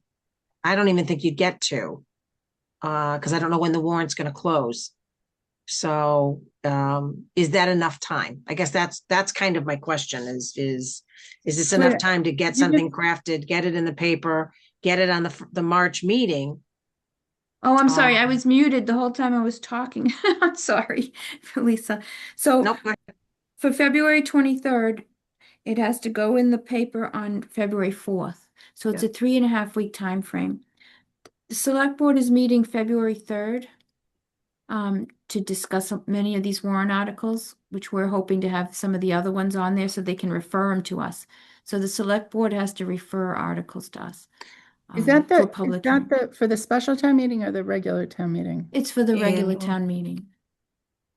And Well, why, and the planning, just, refresh my knowledge. What the planning board has to have a public meeting on any article? Any Zoning article. amendments. Would Yeah, this be it's a public hearing. Is this, would this actually be considered a zoning amendment? Yeah. Yeah. Yes. The sign bylaw is a zoning code. So it would be an amendment to the bylaw for the sign bylaw. And so that's like to publicly advertise it as required, it's like a 3.5 week time frame. You have the planning board meeting on a Monday. You have to advertise the 2 Mondays before that, and the paper requires it the Wednesday before the first ad. So time-wise, it would be just over like 8 days to get something together, to get to the selectmen to bring forward. It doesn't have to be a finished project by any means. No, but I just, again, Patty, I just want you to be aware of what the schedule is in order to get something done and be able to have public hearings, because we're meeting, when are our meetings in March? Our meetings in March are March 9th. Yep. March 23rd. Okay, so there's 2 meetings and, well, potentially if the And select, when does the warrant close? Do we know that? it goes to print typically a couple of weeks before town meeting. So it Hold on, I might can be tell you. okay. It might be okay. When is town meeting? Sorry. April 11th. 11th. Yeah. Okay. So I mean, it's possible, but something would have to be put together. You know, and So I think the warrant closes on March 10th. And it goes to the printer on signed by the select board on March 17th and to the printer on March 18th. Okay, so you have till March 17th. All right. So at basically it's this one point- meeting. At this point, to schedule a public meeting, how much of the actual wording do you need to have? We should have a decent draft of something. It should be Wow. pretty close to what's going to go before the town meeting. Because there's only one meeting. It would be March 9th. Would be Right, but I'm saying because Karina is suggesting that you have to schedule 3 weeks in advance the public meeting. So at the point that you schedule that, how succinct does that draft have to be? Like, do you have those extra 2.5 weeks to fine tune it between the time when, the advertising is ordered and the meeting actually happens? Yes. Let me say this, when we establish the legal ad, it says that something's available for the public to look at. In other words, when you say the legal ad, remember, I always read a legal ad and at the end it says, if you want to see the proposal, it's on file at the town clerk or at the planning office to see. Mhm. So there has to Can that be updated or is? Yeah, it the- gets updated all through the process. Yeah, Okay. through the public hearing process, because that's all the comments come in the planning and everybody's. Plus you're placing the ad in advance of when the ad is actually run. So what is the Correct. date when the ad is actually run based on that schedule? So The if 2 the Mondays planning board, before. if the planning board meets, it runs the 2 Mondays before that. Okay, and we have to put it in the paper. It's 2.5 weeks. Right. Yeah. Right. 1, 2.5 weeks, yeah. So, but we can put the legal ad in and get that process going with the legal ad. In the meantime, you could present, get it to the select board, some draft of it so that they vote to send it to the planning board in that time frame, so that the planning board has something at least 7 days before the meeting to be able to review it and then have it available for the public to look at. I think Okay, that would be step one is the thinnest draft. line we could do. Step 1 is draft something. Step 2 is get it on the planning for select board. Step 3 is have them refer it to the planning board. and Yes, well, decide who's going to be the sponsor of the article. yeah. Is it going to be select board? Is it going to be planning board? So As soon as you have something for Oh, the really? select board, you'd submit it to us too. Yeah. Sorry, Patty, I don't mean to throw all these monkey wrenches, and I just think Yeah. realistically looking at it, how can this get done the most effective way? Yeah, I mean, I think that we have, I'm not sure I should say unanimous support, but I think we have support of the select board on this. Who's going to sponsor it? I mean, doesn't matter to me as long as it gets done. Yeah. Yeah. It would be nice if the select board sponsored it because it's such a town-wide, Right. it's not just a planning thing, it's a, town, Or everyone's involved. we could have a dual sponsorship, Or a dual a sponsorship. collaborative Everybody sponsorship. supports it. What a Love concept. it. What a Love it. concept. No, Love it. Mhm. And I don't think it's a huge article that you need to write either. It's No. just got to be very succinct as to the information in it.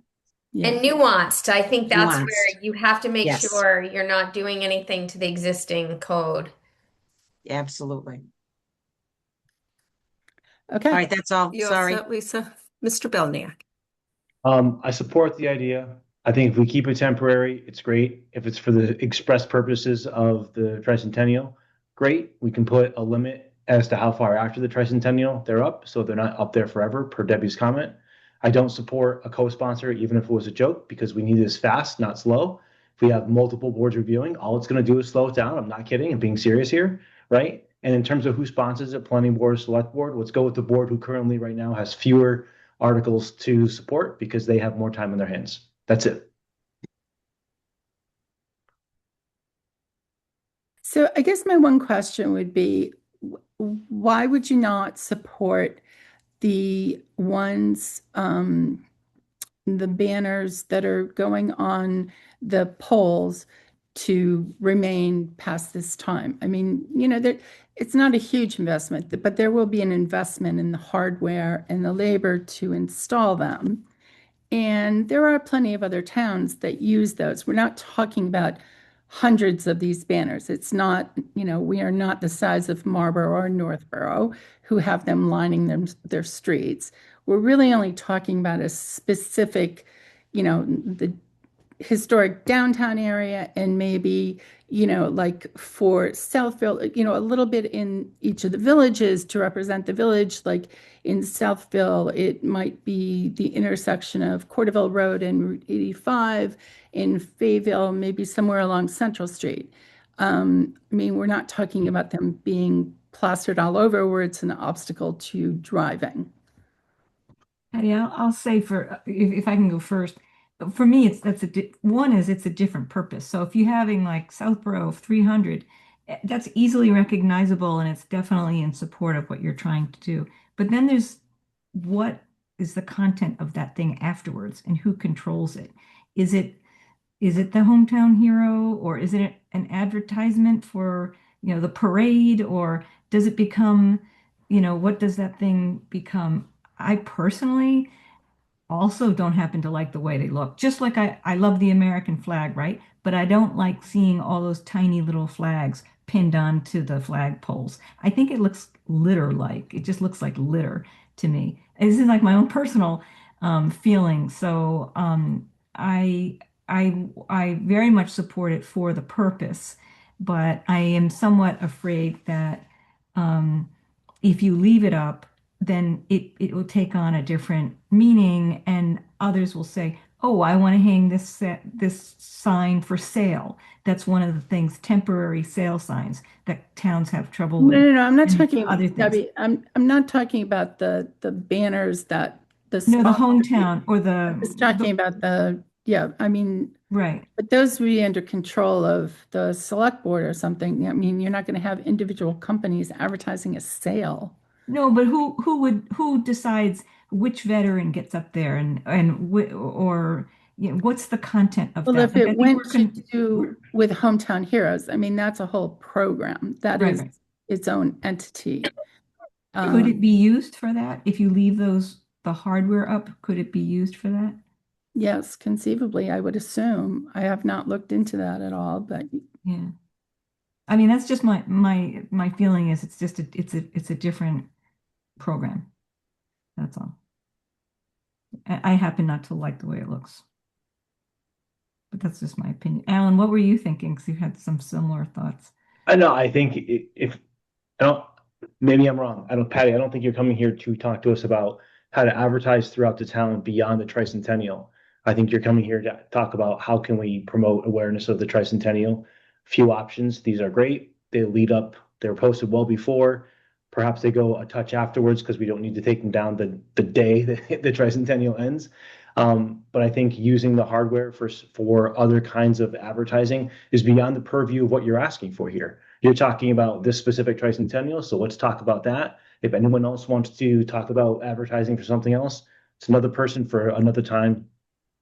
I'm only bringing it up because it has been specifically approached from within the administration that something like that could continue. And I would assume that regarding the polls, that would have to be part of the article that adjusts the bylaw. So that's why I'm bringing it up. Yeah, it just adds to the complication of what that bylaw would say. You'd have to, be very careful of how going forward, what could go on there. So from a totally practical standpoint, it just makes things more complicated. I mean, we could also leave that to the administration that, kind of suggested that and just move forward with, the original concept, which was, promoting the tricentennial and the events and aspects of that. So I think that you have the support of the board. I don't know if you want someone from planning to work with someone from the tricentennial and from the select board, or maybe Andrew, because he's the select board rep, and perhaps ask Adam Costa to throw together something, take an initial take at what the bylaw would look like. I don't know who that is. He works for Tallerman's office, and he's the zoning guru. Oh, okay. Oh, so why don't I get back to Andrew and Mark and see what their take is on that, but kind of, I guess in discussing this, we had not really discussed a specific timeline, but it sounds like there is a imposed timeline that we're going to need to deal with pretty quickly. Yeah. So, that may be part. Is there a fall town meeting? There usually is. There's not one scheduled yet, but historically we've had a fall town meeting. Okay. So that's another option. Yeah. I mean, it would be good to kind of, get it moving versus waiting around. But so why don't I reach out to them, based on our discussion that we had at the meeting last week and your input regarding a schedule, and see how we can best move forward. Great. Thank you. Thank you for your support. Thanks, Patty. Thank you for the tricentennial. Not just me, but we have a lot of great activities, and I hope you guys all individually will get involved in some of them. Yeah, Don Morris gave a great synopsis at the department head meeting a couple weeks ago. He outlined all the different events. Yeah. If that's in We writing have even somewhere. more. Okay, I could pass it on to the planning board. I just haven't had a chance to reiterate all the events and send it to them in an email. But if Dawn or you had something that already kind of listed them, I could send it to the planning board. You know what? I have been keeping a calendar, and I'm going to be including that in the next newsletter that we send out. And we also Okay. have a website that's going to be launched pretty quickly, and that will also include a calendar. That will do it. Yeah. Yeah. Thanks, Great. Patty. Thank you Okay, very thank much. you. Bye.